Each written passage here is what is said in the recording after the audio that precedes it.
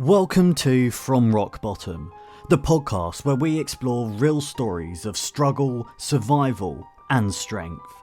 Each weekly episode features honest conversations with people who faced mental health battles, addiction, trauma, and life's darkest moments, and found a way to rise again.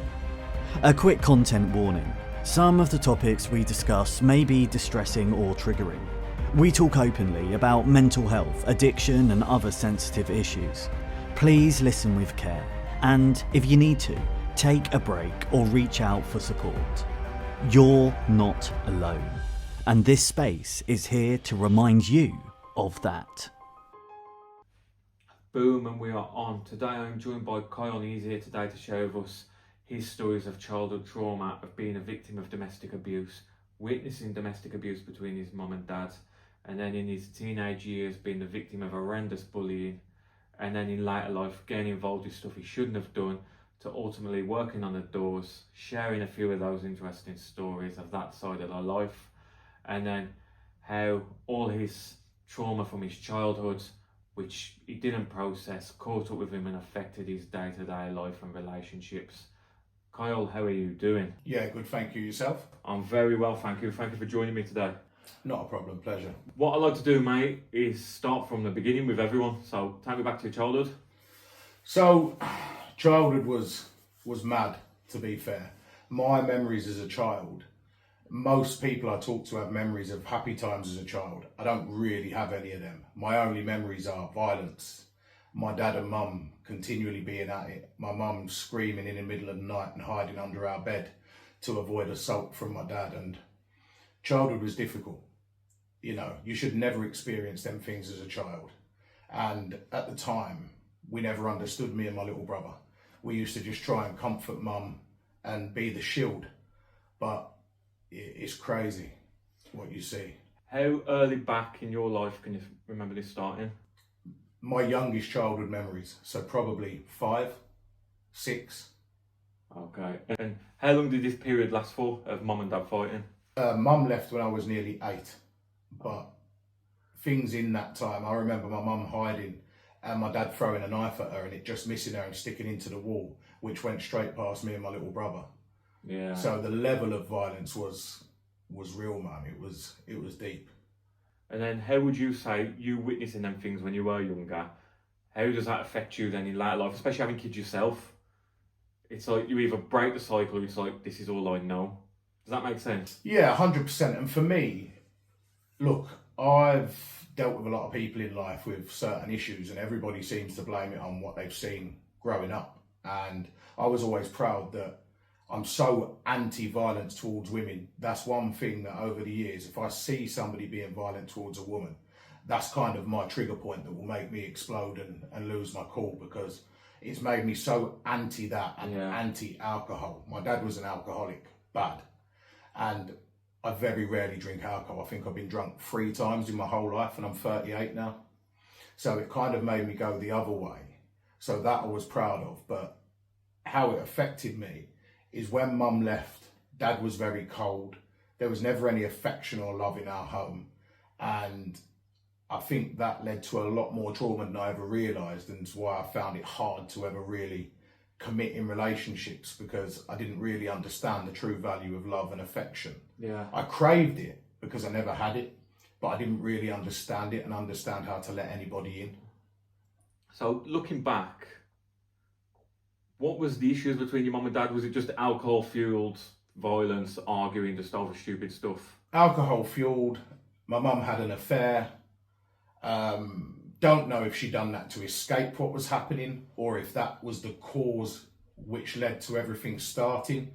But I believe it wasn't the cause, because it was going on for a lot longer than when my dad found out about the affair. Yeah. So I just drunken nonsense. Yeah. I believe. And when I speak to my parents about it now, it was just drunken nonsense, poor communication.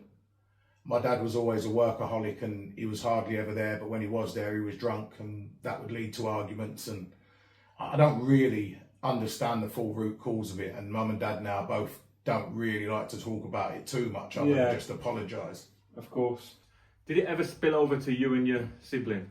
Oh yeah, 100%. Yeah. I remember I must have been about 12 or 13 and Dad throwing me against the wall and kicking me in the ribs when I hit the floor. Don't get me wrong, I can't remember I'd done something naughty, but whatever it was didn't justify that, that's for sure. Of course, yeah. And it's hard because I speak to, like, I've done a lot of time in the prisons myself, and then I speak to a lot of the lads there, and a lot of them have mirrored behaviour, like, oh, I beat my girlfriend up because I used to see my dad doing it, and it's good to see that someone actually is breaking that fucking chain, and like, I think it's not justifiable, like, that's no reason, just because you've seen your dad treat a woman like that, it's no excuse then for you to treat your dad like that, or if you had a shit dad, it's no excuse for you to be a shit dad. No, 100%. I couldn't agree more, and it's had the opposite effect on me. I'm so anti. First of all, I don't like violence. Yeah. I'm good at it, unfortunately, because after that, I was bullied through secondary school, through my whole teenage life. People talk about anxiety, depression, struggles that they face as adults. I faced that as a 12, 13, 14, 15-year-old child. I couldn't sleep in my dad's house because bullies had come to the house and smashed my dad's windows. Yeah. I used to lay awake all night, every night, and then not go into school because I was terrified. But then as I got older and had a different circle of friends and got into loads of crazy shit that I should never got into and went down the wrong path, I learnt violence. I learnt that I wasn't scared of violence and how to control violence at the highest level. I've worked doors for many, many years and been involved in violence at the highest level, but I'm not adverse to it. I'm not scared of it. I understand how to deal with it, and unfortunately that makes you pretty good at it. I don't like it because I don't think it solves anything. We're adults, we should be able to converse and fix things through conversation, right? We're all adults, we're all humans, but it changes you seeing them things as a child. Yeah. It made me very timid and very quiet for a lot of years, which is probably why I put up with the bullying that I did. Before we get on to the bullying, because I do want to talk about that, you experiencing what your mum and dad was doing, how was then your outlook on other adults? Do you know what I mean? Like, how can a child trust other adults if the adults they're meant to trust most? Yeah, for sure. You know what I mean? I never really could trust adults, and I never wanted to go to anybody or talk about anything. And Dad being such a, I can deal with anything alpha male, and that rubbed off on me for a long time, which is why I never understood relationships. Yeah. And I didn't understand the partnership thing and actually opening up and talking to anybody. I thought that I had to take the weight of the world on my shoulders. Yeah. And that, through counselling a few times and learning to understand that through CBT, and learning to understand that and learning to understand the root cause of that, which is what started to shape my life. So your mum and dad broke up. Yeah. You stayed with your dad. So at first we went with mum. Okay. Because we had that closeness with my mum. But I can't remember how long. I think we was only with mum a few months. But mum developed her own issues and her own struggles. Mum always struggled with money and never had anything. And Dad used to pick us up and do really fun, cool stuff with us all the time. So naturally, we wanted to stay with Dad more. Yeah. I'll never forget, he dropped us off the one day to mum's and mum wasn't answering the door and he used to stay in the car. I think I was about 8 or 9 at the time. And we were knocking and she wasn't coming. And I looked through the letterbox and mum was laid on the floor with loads of empty pill boxes. And that was the turning point that we then wasn't allowed to stay with mum anymore. Yeah. So that's kind of the last time we was with mum, and then we went to live with my dad. And the toxicity between mum and dad, we then didn't see mum very often or didn't speak to mum much. And it was kind of just a whole roller coaster then. Mum was in and out of our life. Dad tried, but he was never there. His version of love was keeping a roof over our head. Yeah. And from a young age, I had to care for my little brother and fend for him and look after him and feed him. And I had to become an adult by the age of 11 or 12 to understand looking after somebody else. Yeah. All these pills, obviously an attempted overdose. Yeah. What was her issues around that time? Did you ever find out? She just was so up and down. She was an emotional roller coaster. You know, the affair that she had, I think about, I can't remember, I must have been around 8. I woke up, my dad had a new partner who was staying with us. I woke up to crying and my mum was in the lounge with my dad's new partner and my dad, And that was a weird thing to wake up to as a Yeah. kid with all the toxicity, right? And Mum's new partner had a husband and he was going to leave his wife. He told her to come with her bags packed. And he didn't leave his wife. He set her up, and a group of his wife and her friends threatened my mum. So my mum decided it was a good idea to set fire to his Harley Davidson, which blew up and set fire to his house. And she was on trial for arson, which is why she was in my dad's house crying.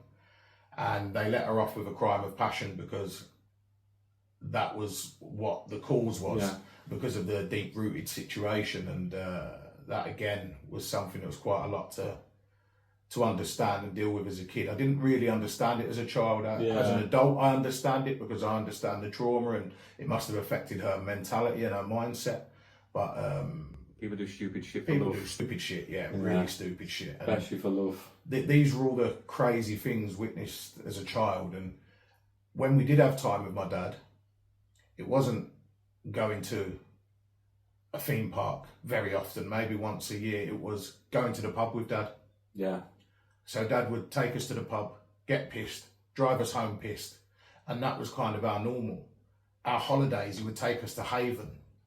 We were thrown in kids clubs, as many kids clubs as there was in a day. You best believe we was in them so Dad could get pissed all the time.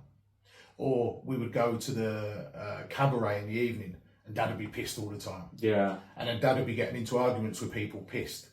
So it made us so timid and to not want to see violence or be around them things, because that was all we witnessed as children.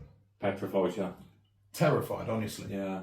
And that was probably why the bullying, I never felt I could talk to anybody, because Dad put on this persona that he was so tough and alpha male that it was like I couldn't possibly tell Dad that I was getting bullied, because what would Dad think of me? Yeah. He might beat you up for it. 100%. Yeah. So it was a real difficult childhood. But one thing I've never done is used it as an excuse for mistakes that I've made. Mm-hmm. Because you can't blame your mistakes. You have a choice as a person. And when I deal with people in the club scene on the doors that have just smacked their missus and they say it's because of when they were a kid, I tell them it's bullshit. Because yes, people can say that's what made them do it, but you still have a choice. Yeah. You still understand right or wrong. Your past don't define you as now. Not in any way. And don't get me wrong, am I perfect? No. Do I still make mistakes? Yes. But it's not about the mistake you make, it's about what you learn from it. Yeah. Is where the value comes. Because we're human, we're made to make mistakes, right? Mm-hmm. And it's what you learn from it that is really important. I hear that. I completely agree. So, going back to your mum with the tablets, how did that affect you? Like, you're this scared, timid little boy, every boy needs the mum. Yeah. And then you see your mum unconscious, tablets all around her. Oh, trauma. I think I had nightmares about that for years. Because as a child, you don't really understand death. Mm-hmm. But all I understood it as was, Mum had tried to take tablets to not be here anymore. And why wouldn't Mum want to be here for me and my little brother anymore? Yeah. So that was all I understood at that time. And as a child, that confuses you a lot, because you're like, why doesn't Mum want to be here for us? Yeah. Why would Mum try and be taken away and go to heaven as a child? That's what you believe, right? Well, why would Mum not want to be here for us anymore? So that the lack of love, the lack of care, the lack of affection as a child, and then Mum's trying to leave you, it puts a lot of pressure on a child. Yeah. And I always say, look, I've said this several times across the podcast, if somebody who has kids, a parent, is actively trying to take their life or want to, I just look at my relationship with my daughters, like I'm alive because of my daughters. Like, without them I wouldn't be here. They get me through my darkest times, and I think, like, for me to leave them, who are my absolutely everything, I must be incredibly, incredibly low. And I always like to think everyone else feels that way as a parent, but they don't. No.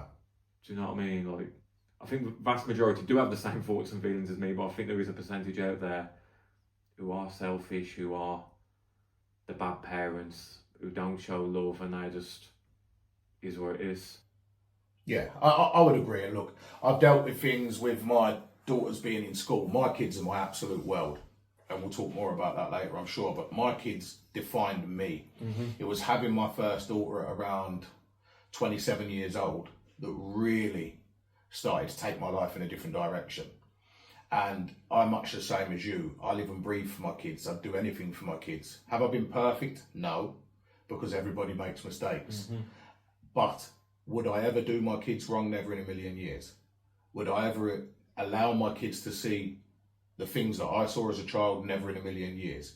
I will wrap them in cotton wool for as many years as possible. Even as adults, I'd hope to still wrap them in cotton wool and save them from trauma, you know, because they're my children. There's nothing more precious in the world. So I get it, but I see at the school, when I've had to deal with certain situations, people don't all think like us. Yeah. People do not think like us. And it's sad because kids are precious. Oh, so precious. And they're so fragile when they're young. Yeah. Everything they see shapes their life. Yeah, you're moulding them for their future life as an adult. 100%. What broke me with the relationship with their mum, all my kids are with one person. My 3 children are all with my ex-wife, and she's a good person, a great mum. We've had our differences, but people do. That's normal. People break up. Our life's changed direction with what we wanted out of life, and she's always been a great mum, and I can't fault her for that. I'm thankful that my kids are with her because she does do right by the kids, but I would never allow the kids to see things that I know their friends see. Yeah. And the things I hear from others around kids. And one thing I've never understood is when I've come across men in life that have children but have nothing to do with them. Yeah. Or don't see them. And that's out of their choice. Yes. I can't understand why you wouldn't want to be there for the most precious thing that you can ever create on this earth.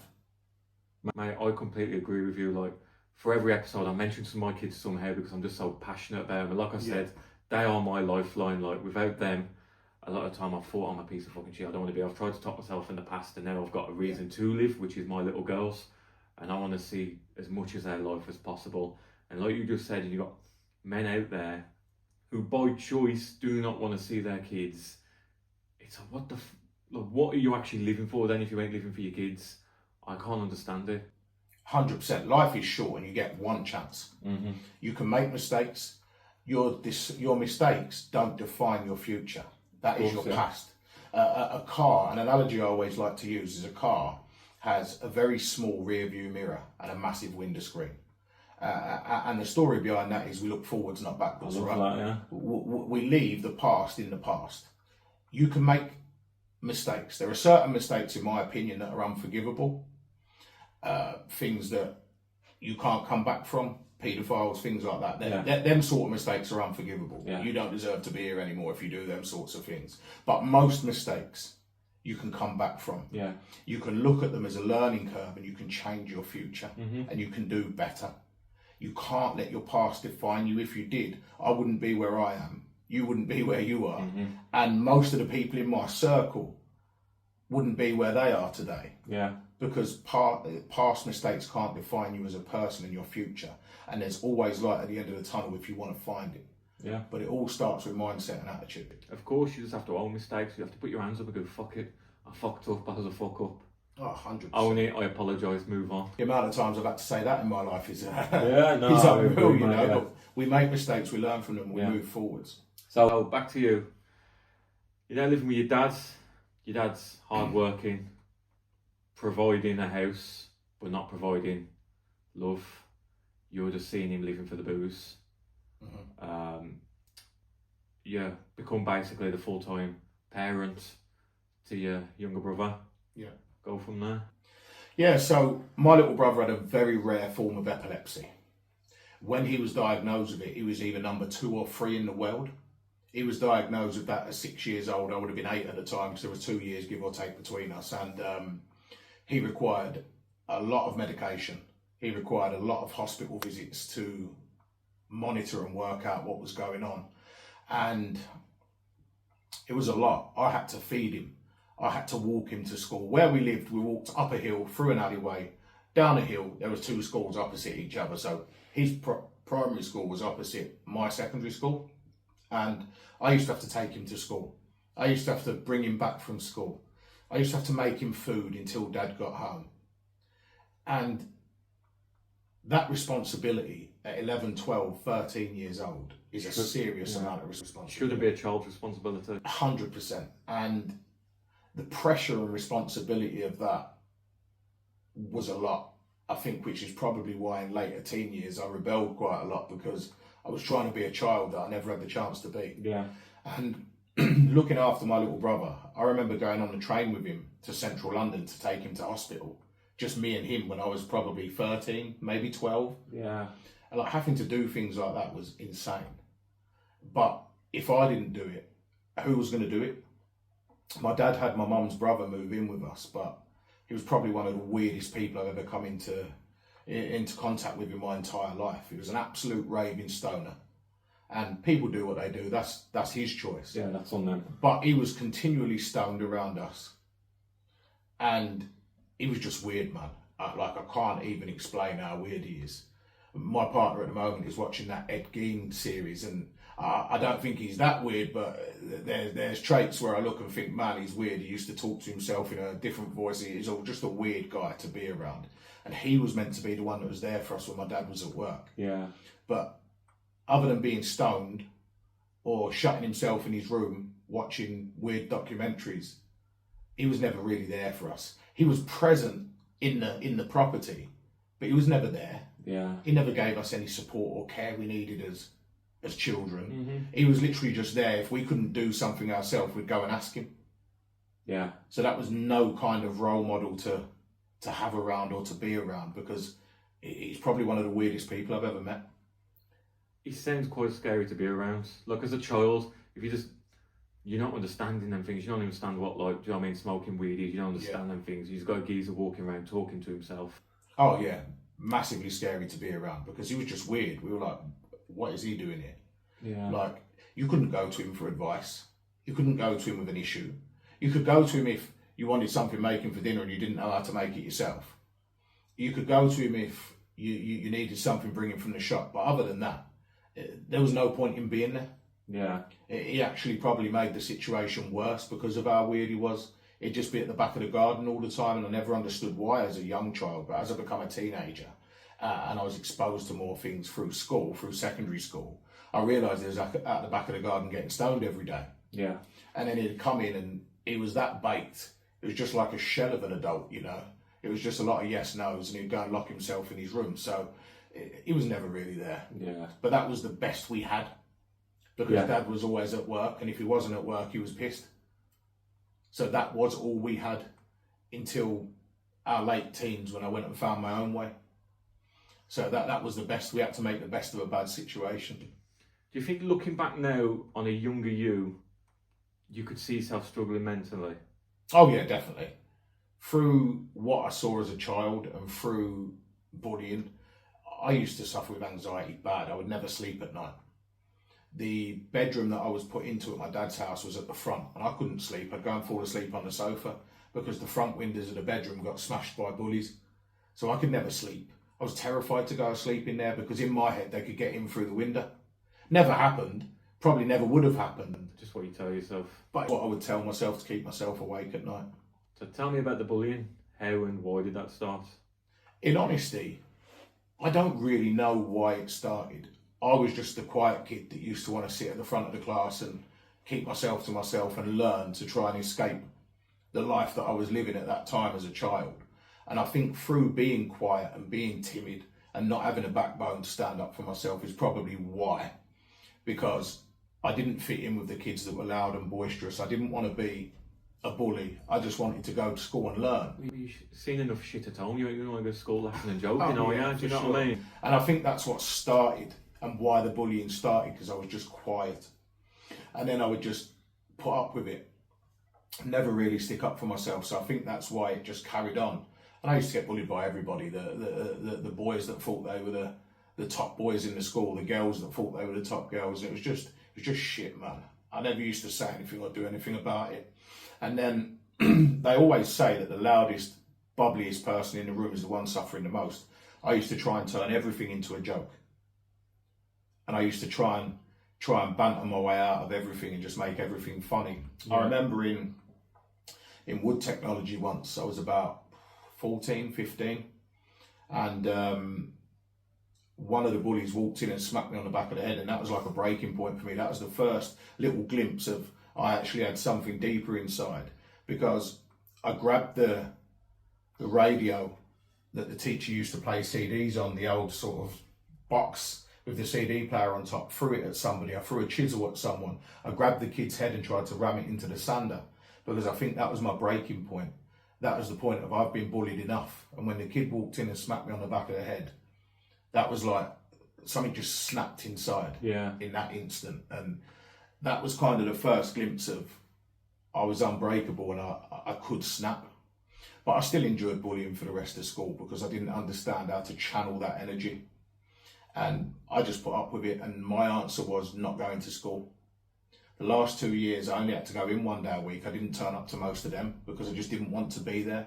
I was scared, I was frightened as a child, and anxiety was real. Never used to sleep because of it.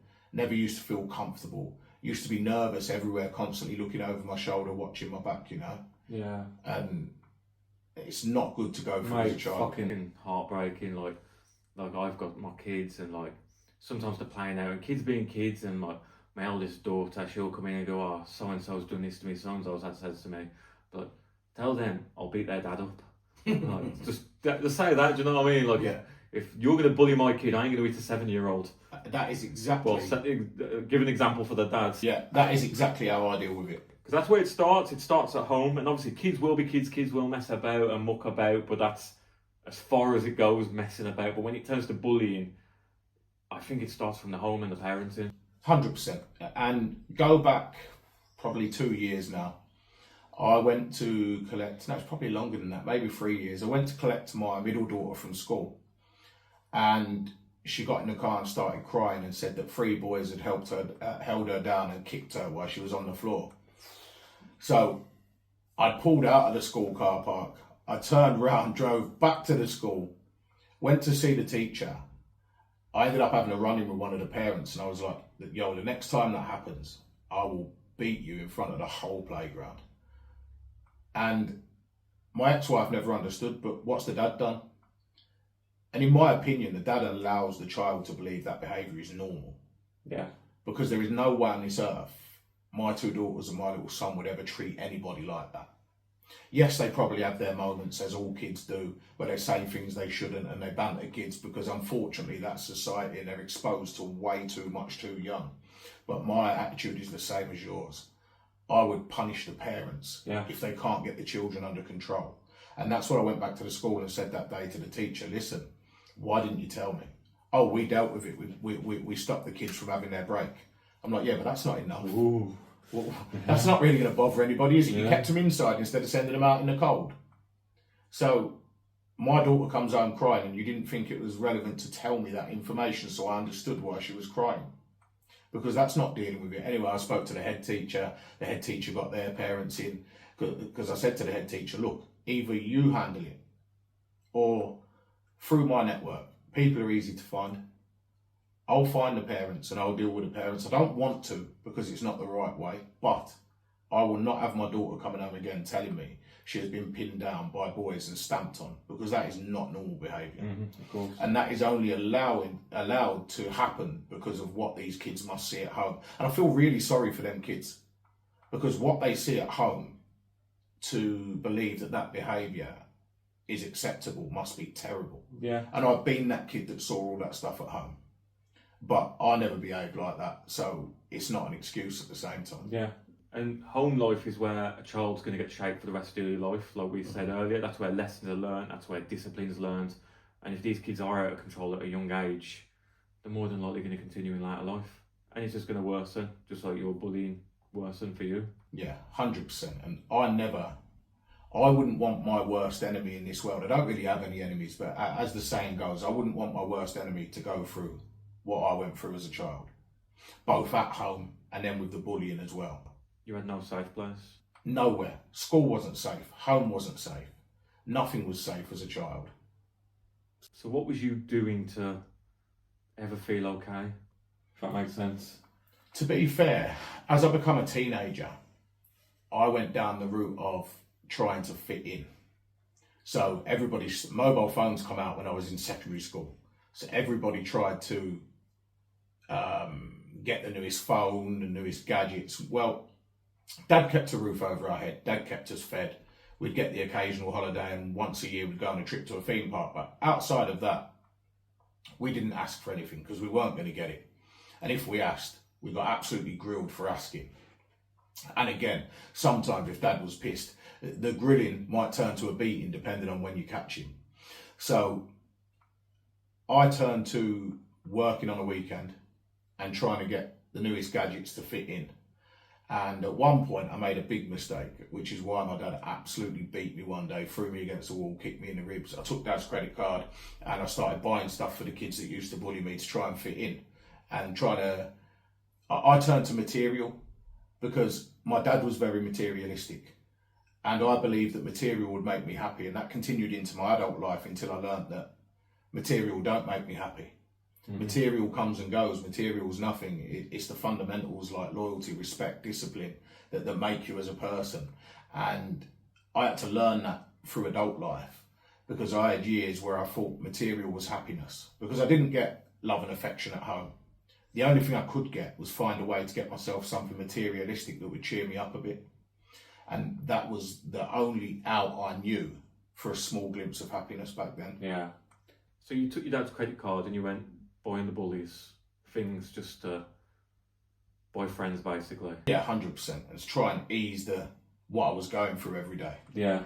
Did that work on that? No, it didn't work. It just then made it worse because then they thought, oh, he can get us stuff, so let's see what we can get out of him. Not getting bullied over a thing with you, getting bullied because they want something from you. Yeah, 100%. How bad did the bullying get? Do you know what? Because you said about them coming to the house, smashing windows. So I got beat up loads of times, and not bad. I was never hospitalised, but I was beat up, and that's traumatising as a kid.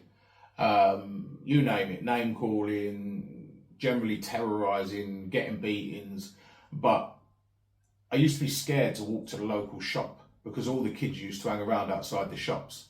So if I ever used to go to the shop, I had to like kind of look 3 steps ahead, and if there's anybody by the shop, I'd turn around and go and try and find another shop where there wasn't kids stood outside because I'd just get terrorised. Yeah.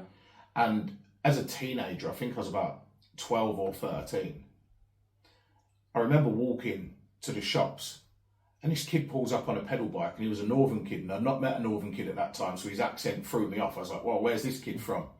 And he pulled a knife on me out of nowhere, a big kitchen knife, and I was like, geez, what is going on? Like, how am I exposed to this? And that kid then tried to bully me, not in school, he wasn't in my school, but if he ever saw me walking to the shop or something, he would try. It just really was so difficult being a kid because I didn't understand that I had a voice. I didn't understand that getting hit wasn't really going to bother me, and I wasn't made of glass. So how do I realise that younger?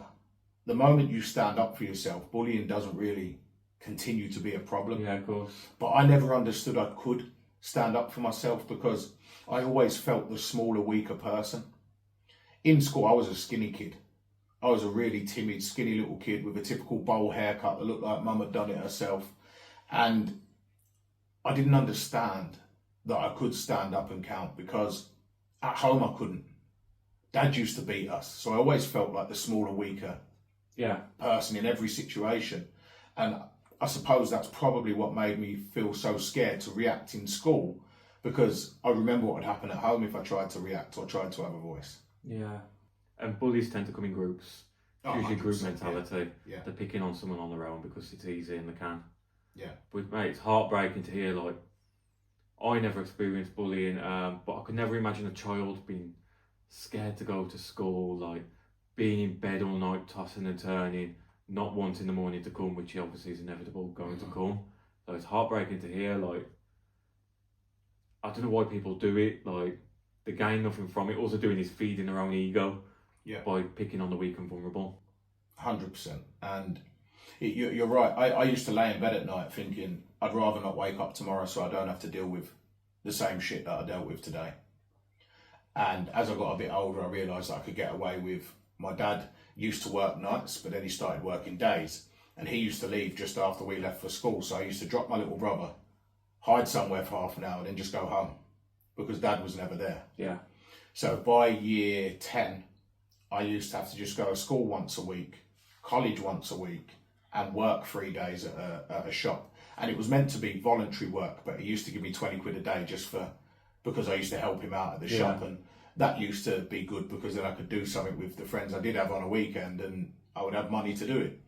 So work ethic was installed young, and I learnt that if I wanted something, I had to work for it, which was okay. But other than that, being a child was shit, man. I used to go to bed and not want to wake up to not suffer again the following day. How do you think that bullying affected you in later life, even maybe subconsciously? Like, you hear people who get bullied and then they become a bully themselves when they're older, or, you know, they might join the police, or they might start going gym, or any of those things. So one thing it done is everything I've kind of been through has had the opposite effect. I've always tried to be the opposite of what I endured. So I never became a bully. But what I did do is when I had to go to college 1 day a week, I met a different circle of friends. And they were very well respected. There used to be 2 areas next to each other, and you know the whole area rivalry. Yeah. Well, I went to college in that separate area, and I made a circle of friends, and my friend Lee passed away in 2008, and him and his brother Dean were like, they kind of started to show me a different way, because the people that used to bully me were terrified of them.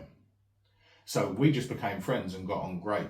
We used to go to college together. I used to spend most of my time at their family home or with them. And all of a sudden, I was safe when I wasn't at school. Yeah. Because my circle of friends wouldn't allow me to be bullied. It helped me in one way, but still didn't help me to learn to stick up for myself, because Or you've got those protection. then I didn't have to. So then when I was on my own, I didn't have that protection, but I could always call on them. And we were such good friends for years. And Lee passing was a big thing, because him and his brother, I kind of suppose, his brother and his dad were my role models as a teenager. It was great. They never used to get bullied. They used to mix in bigger circles, and that was kind of where I wanted to be. So I tried to belong in that circle then. Yeah. Because that was my safe space as a teenager. All of a sudden, I couldn't get bullied anymore. Because if I did, I'd call them. They were a couple of years older than me. They already had mopeds when I was at college with them at 14, 15. And all of a sudden, that eased the bullying outside of school. Yeah. And school, I just never bothered going. It was only 1 day a week. What's the point? I finished school with 1 GCSE. Because I never wanted to be there. Yeah. Not through not wanting to learn, but through not wanting to suffer the bullying. No, that's completely understandable.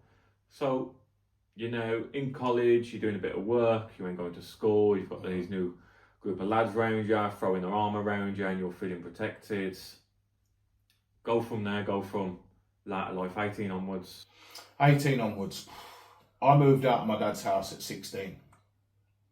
I very quickly realised that my one little part-time job at Tesco's and my part-time job on a weekend in a shop could not make me survive.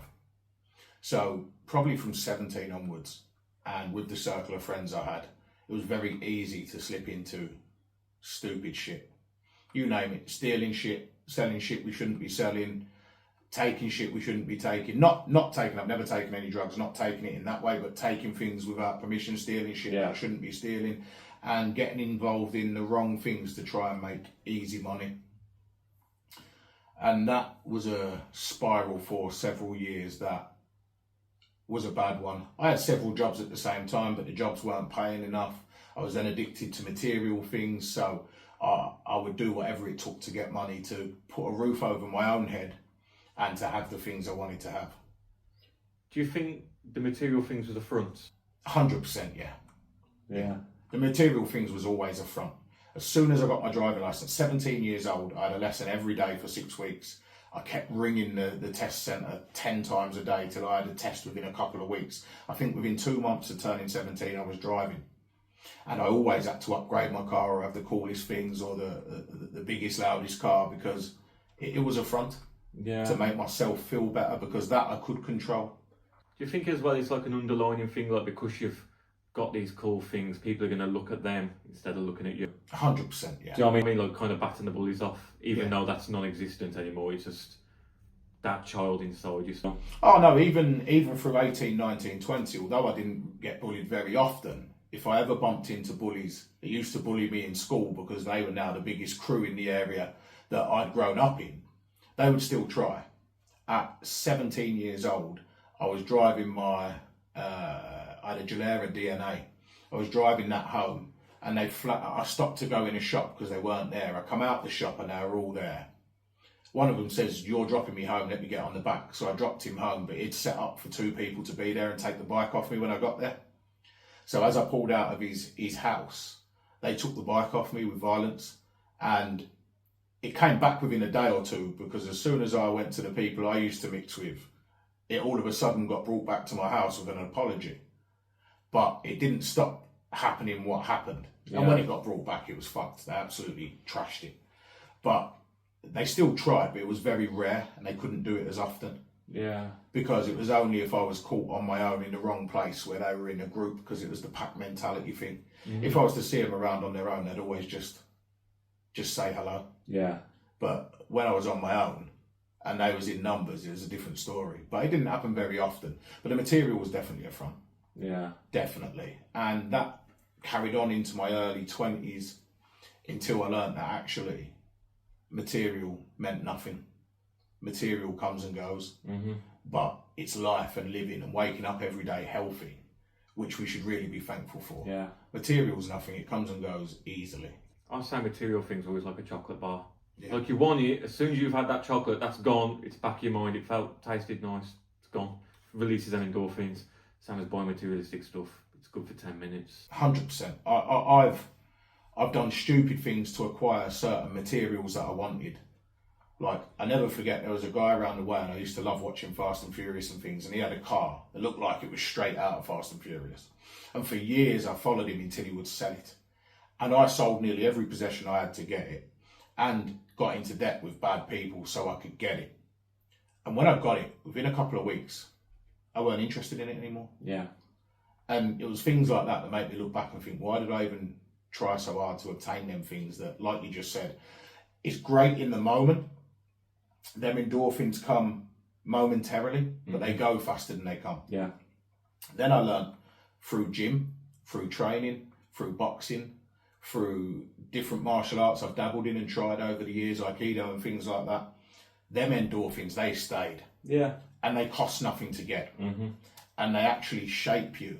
And the times in my life when I've been committed to the gym, I've been in and out of the gym for years and years, but the times when I'm committed is the times when I'm at my best. Because the endorphins, healthy mind, healthy body, healthy mind, it all goes together hand in hand. Yeah. Them things really are what count, you know. Mm-hmm. And learning to overcome struggles and mindset, because you can have the best physique in the world, you can have the best training regime in the world, the best diet knowledge in the world, but it all starts with your mindset. If your attitude isn't right and you won't get up and do it, then it's worthless. All starts with mindset, and that was the biggest thing I had to learn to control, was mindset and emotion. Mindset and dedication, I always say. Oh yeah, I always say key. 1% better every day. Yeah. Just get 1% better every day. 100%. And then you just find that process, you find the fucking routine, and then you get into your own drive, and then that helps with dealing with the mental health issues. I think it pushes everything back. Definitely. Hence the cap I wear, the t-shirt I wear, attitude, action, result, lifestyle. A friend of mine, Oliver, about 15 years ago said it to me, and it just really made sense and resonated with me, and I've stuck with it ever since. If you start your day with a positive attitude, your actions will be good.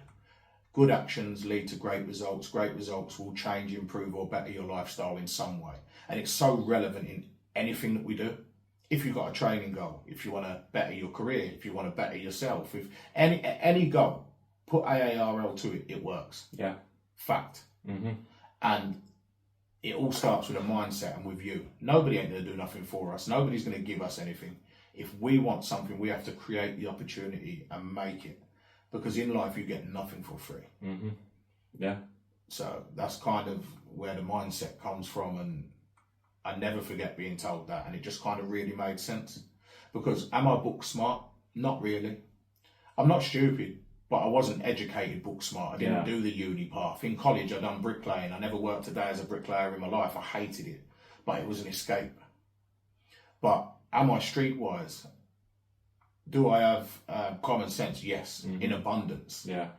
What's opened doors for me to allow me opportunity? Manners, respect, and common courtesy. The smallest things in life are so fundamentally important. It gripes me when people don't say please and thank you. Because it's literally just a word you can just chuck on the end of the sentence. It's so easy just to do, and it changes everything. 100%, massively. Changes how you come across as a person. That's what's opened doors for me. Good manners. Yeah. Good manners has opened so many doors for me. It's unreal. So going back to you with, in your early 20s, you're hustling to find a lifestyle and to survive. What's some of the stupid shit you used to go into? Everything. Everything that we could sell that we shouldn't sell got sold. Everything that we could manipulate to make money, scams, fraud, absolutely everything. How long was this period going on for? I would say probably from,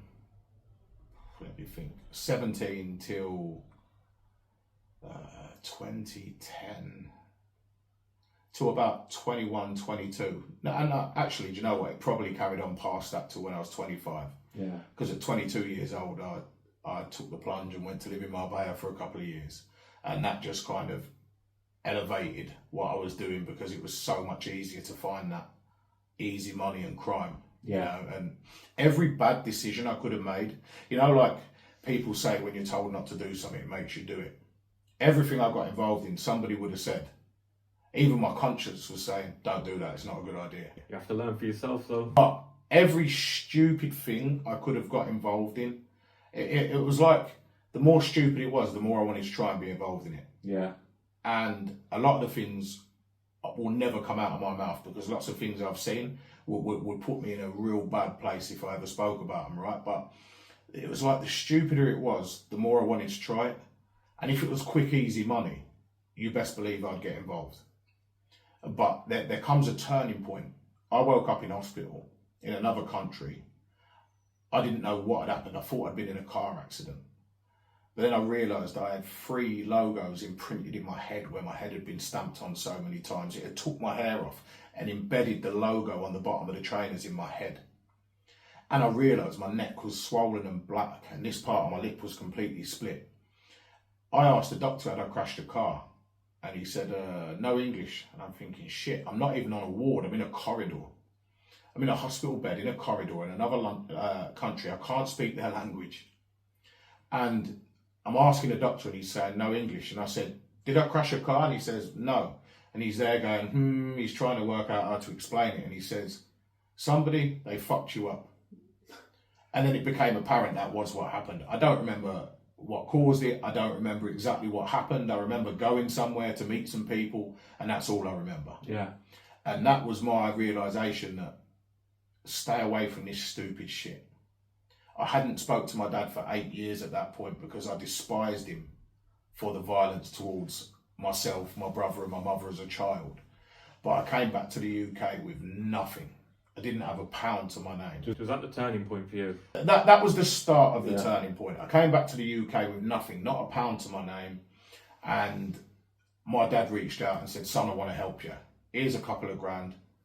I went into a house share in Telford, and because I'd been doing doors in Spain is nothing like here in the UK. How did you get into the doors? Through my friends that I had as a late teenager. I made different contacts, and what I liked about being in the security world was the camaraderie. The people you work with would literally put themselves on the line. Well, some of them. Yeah. There's not that many good staff in the industry, but if you worked with good people, they would put themselves on the line, and it was kind of like a brotherhood. You'd stick up for one another. And I very quickly realised that I wasn't afraid of violence anymore. The worst in violence I could have endured, getting beatings, I endured it as a kid from my dad and from bullies. Yeah. So I wasn't scared of violence anymore. And that's when you was defenceless. 100%. But going gym, learning to box, realising that I'm actually quite confident in them situations. That kid pulling a knife on me as a teenager, I've probably had 250, 300 knives pulled on me over the years on the doors. I take them off people. I've had people try and stab me. I've been stabbed in my stab vest in the back. They couldn't do it face on. So they've come from behind and tried to stab me, but it's gone into my stab vest. I never forget, I got back to my ex-wife's house years ago. She was pregnant at the time with our first child. And I just bought this Ralph Lauren gilet. And I wore it to work for some stupid reason. And I got home and literally from here to here, front and back, it was cut to pieces and all the filling was falling out. And in my head on the way home, I thought, if I take that in the house, she'll go ballistic, so I'm going to hide it in the car. But I forgot to hide it in the car. I walked in the house 4 a.m. and because she was heavily pregnant, she had trouble sleeping. She was on the sofa in the pitch black, so I've walked in, I've gone to sneak it into the cupboard and she's turned the light on and seen it, and that caused its own problems, as you can imagine. But yeah, I've seen many knives over the years. As a child, it was intimidating and scary. As an adult that's been around it and learned with things like Kevlar gloves, I can take it off people and disarm them with the things I've learned over the years. Yeah. All of a sudden, it's not intimidating anymore.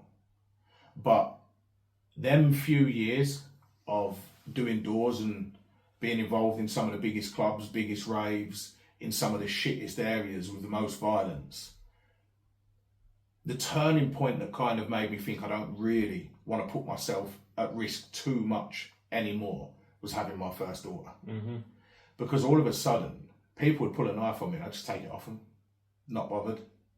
If you're going to use it, use it. Most people won't use it. Most people pull it out as a warning. Yeah. Most people won't use it. If someone's going to stab you, they're going to stab you They're from going to behind. stab you, yeah, and you ain't going to know about it. Yeah, trust me. My uncle, for example, hand-to-hand combat. The guy's like Kung Fu Panda, man. There's nothing you don't know. He teaches MMA, he teaches kickboxing, teaches boxing. He's had professional MMA fights out in America. Hand-to-hand combat, he's so competent. It's not about this bullshit about being tough and hard. It's about knowledge. Knowledge is power. Mm-hmm. And the man teaches karate at like 7th dan level or something. So his capability and his knowledge is way up there. He got stabbed in the back by an 18-year-old, punctured his lung, nearly killed him. When he was at the peak, when he was in his 30s and he was fucking, as far as tough goes, for being capable, he was tough. Yeah. But an 18-year-old stuck him in the back and nearly killed him. So it just proves that it don't matter what you know, there's always somebody crazy enough to try and take you out. Of course, yeah. So I've always tried to handle things by talking to people. But through so many years of doing doors and through so many years before that of getting beatings as a child and beatings by my dad, I wasn't scared to get a beating. So if I talked to people and it went south, through years of learning how to deal with them things, you learn that conflict is actually controllable most of the time. Mm-hmm. And from having a beating and nearly dying, well, they didn't kill me. So, you learn that you're quite resilient as a person. And people say to me all the time, I ran the Unleashed boxing event on the weekend, and a guy, you think you're tough? No, I don't believe I'm tough. But what I believe is this: for years I've been exposed to violence, and people talk about the odd scuff here and there. Over many years of doing the doors, we'd have scuffles 2, 3, 4 times a night sometimes 10 times a week. And when you actually learn how to control it and not to be intimidated by violence, and that actually if you work together and you've got the right people around you, you can control 99% of situations. Because most people, it's all a front. People will talk, but they're not actually going to do anything. Take the top off as well. Oh yeah, all the time, yeah. In the freezing cold. The classic one that makes me smile every time. Massive guy, trying to stick it on you. His missus is about 8 stone. She's got her arm out and he's saying, if she wasn't in the middle of us. Yeah. I'm like, mate, really? If you wanted to move her, you'd just move her. You don't really want to do nothing. Just go home before you get embarrassed. Yeah. But I don't like violence. Fact. I try to talk my way out of every situation. But unfortunately, if it comes to violence, I had to tell the guy on the weekend, mate, don't do it. Don't push, because you're going to get to a point where you realise you're out of your depth. Mm-hmm. And he was constantly trying to goad me that much. He even went and started talking to my missus, because she does work with us. And he's saying to her, look, it's going to upset him. And she's saying, mate, you won't upset him like that, but don't upset him. You're just being stupid, like, stop it. Like, he went that low to try and get a reaction that much. And it's like a mental game of chess. You've got to outmaneuver them to avoid the conflict. Because the moment it goes to conflict, we've lost. Yeah. The blame always comes back on you. You're picking on the drunk people. 100%. Even though it's far from reality. You're always outnumbered. You've always got people trying to start on you. But the moment you react, they don't like it. Yeah. And I believe that once you react, you've lost control. If you can stay cool, calm and collective, and you can outmaneuver them mentally, you can win 99% of battles without having to break a sweat. But like I said to the guy on the weekend, do I think I'm tough? No. But I'm not an idiot. And I'm not adverse to dealing with violence because it's like second nature. People get et up and lose their patience in difficult situations. For me and for a lot of the people that work for me, that have worked for me for a long time, that have been doing doors for a number of years, it's just like second nature. You understand how to handle and how to deal with them situations. Yeah. And if it does blow up and it becomes violent, you also know how to deal with that. So do I think I'm tough? No. Do I think there's any such thing as he's the hardest person? No, I think it's all a load of bollocks. I think it's all people trying to stroke their own ego. It is. But do I believe that knowledge is power? Yes. Do I believe there are people that are more physically capable than others? Yes. Hence the fact I love the boxing scene, because the commitment, the dedication, the athleticism, everything it takes, the mindset to get in that ring and have that fight and endure them punches, that is people that are really tough physically. Yeah. Because there's nothing clever about fighting on the street and stabbing each other. Mindless bullshit. How many kids die these days from stabbing each other? Over nothing. Over nothing. That's what terrifies me with my kids. If I can shield my kids from getting bullied in any way, you best believe there's not a limit to what I would do to make sure they don't have to suffer what I suffered as a kid. One of the things that broke me was my daughter saying to me, probably at 5 years old, "Daddy, why don't you and Mummy like each other? Why do you argue all the time?" Because we used to bicker. We used to bicker all the time over nothing. That was the biggest turning point that made me realise that I needed to change the situation, because otherwise it was going to rub off on my kids. Yeah. And I was terrified of my kids ever feeling for a day like they were in a home that wasn't a loving home. And having my first daughter made me pull back a little bit from, I used to take on any door, anywhere, whatever the risk, and not be bothered. Having my first daughter made me realise, actually, I will still be involved in the world. I mean, I will still do certain things. But when I get offered venues that I know they're just full of gang violence and bullshit for the bare minimal money that you get paid an hour, and the minimal money that you make, one, I have a duty of care to the people that work for me to keep them as safe as possible and not put them in shit situations. It's a shit enough situation going to work a door every weekend because you never know what you're going to face. But the way I operate, and all my guys do, is treat people how you want to be treated. We get on with most people. Most people won't push it too far because we get on with them well.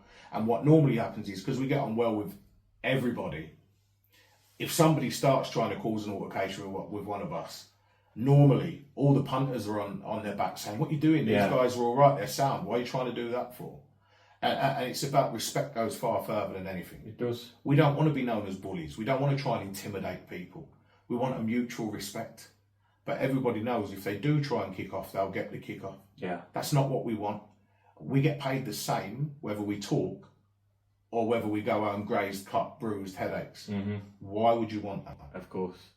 Easiest shift possible. Get home safe to your kids. 100%. Yeah. Life is so valuable and so precious. And in the blink of an eye, it can be taken away. My best friend, Lee, he passed at 23 in 08. My little brother passed just before he was 25, nearly 10 years ago. He had a epileptic fit so severe, the doctor said it was just like switching a light off, and that was it, game over, good night. My dad found him in the morning and tried to resuscitate him. Now, as an after effect, he bit his own tongue off.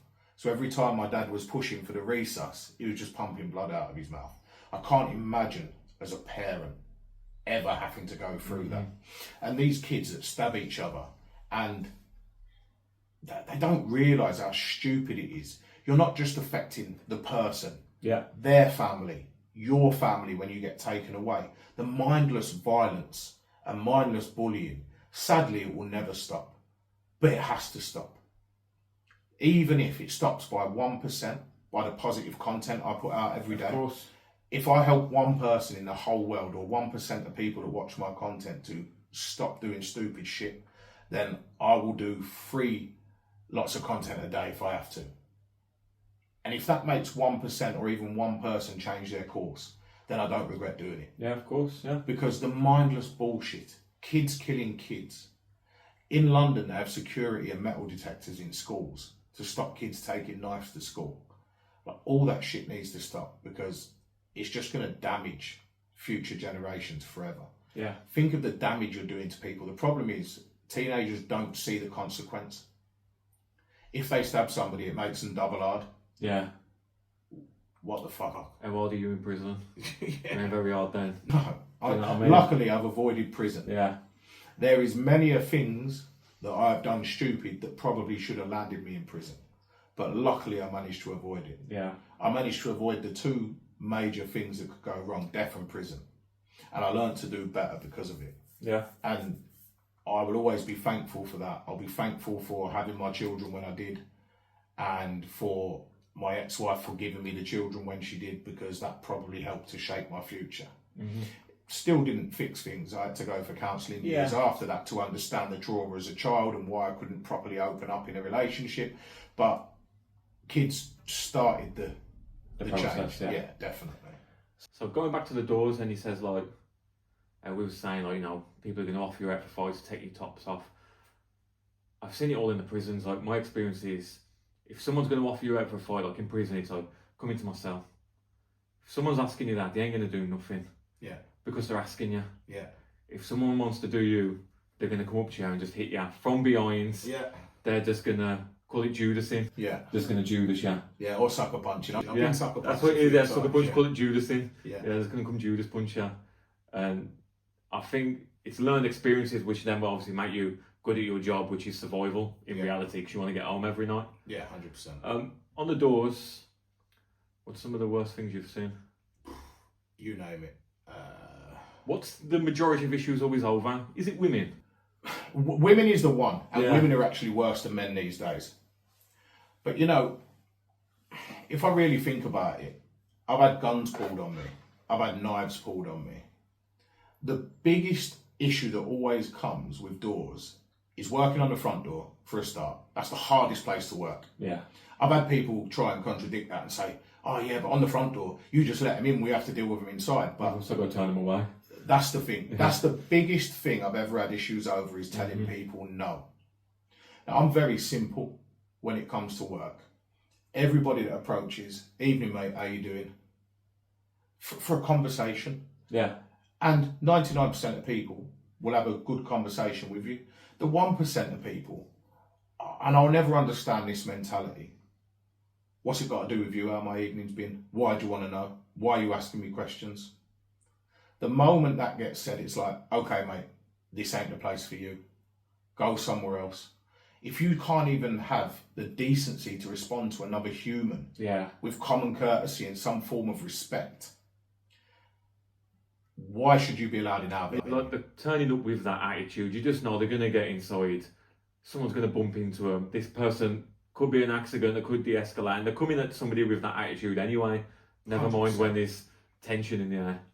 So the biggest problems are caused by telling people no when they don't want to be told no, because they think they're too gangster or too entitled to be told no. When actually all they have to do is have manners. Mm-hmm. I've let people into venues over the years that are on pub watch and shouldn't be allowed anywhere. But you know, I've seen them in the gym and we've always said all right to each other.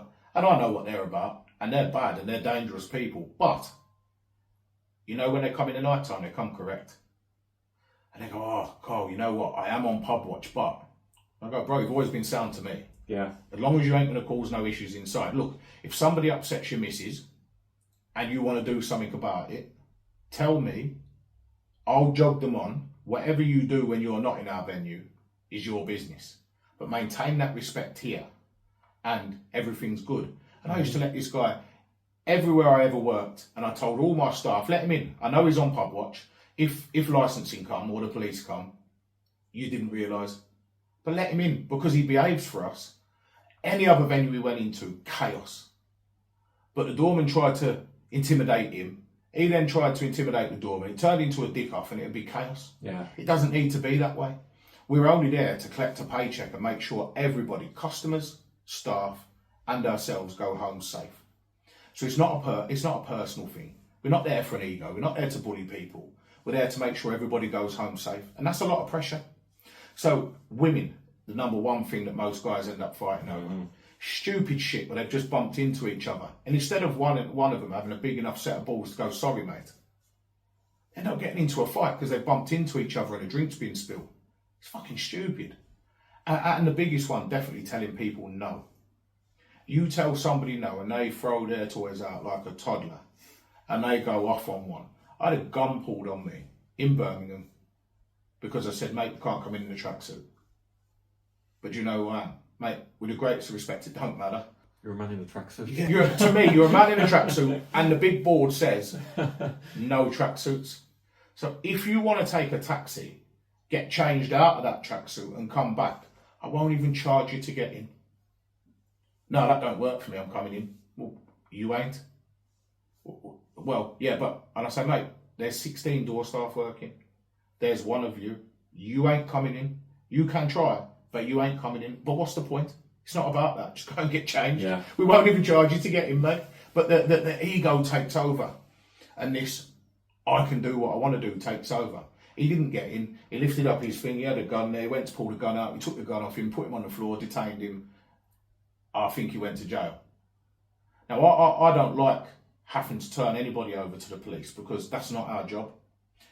And this whole grass thing, recently one of my staff was getting lent on saying he's a grass. He didn't even go to the police. One of my other staff did.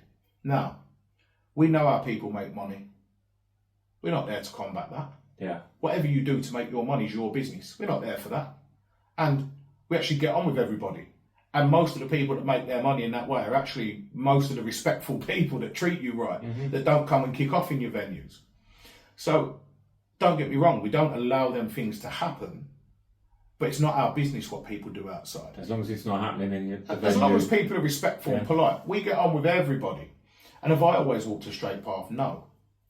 I'm not bothered what people do. But there is a line that I set.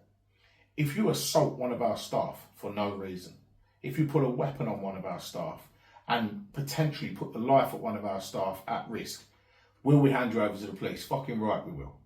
Because we're just there to keep everybody safe, including you.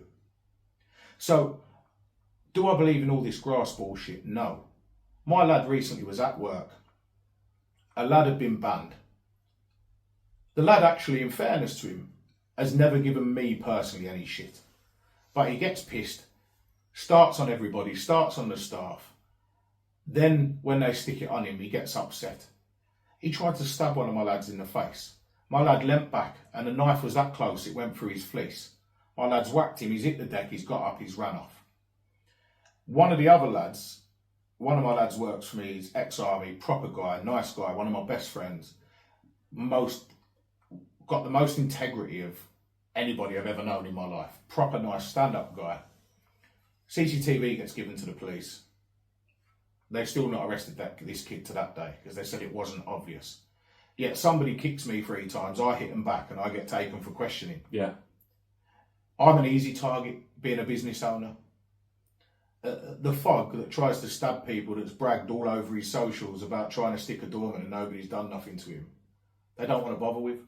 The system's so backwards. We've seen loads of things, been involved in loads of things. Yeah. We don't turn nobody in for that sort of stuff. We just get rid of them. If they need to be got rid of, or if they're respectful, they're welcome everywhere. It's all about manners and respect. You come correct, we'll welcome anybody. But you come on that bully bullshit, or that intimidating everyone, or starting on everybody. We just want everybody to have a good time. So it's a very bizarre way that the world works. Everything in the UK is so backwards. Yeah.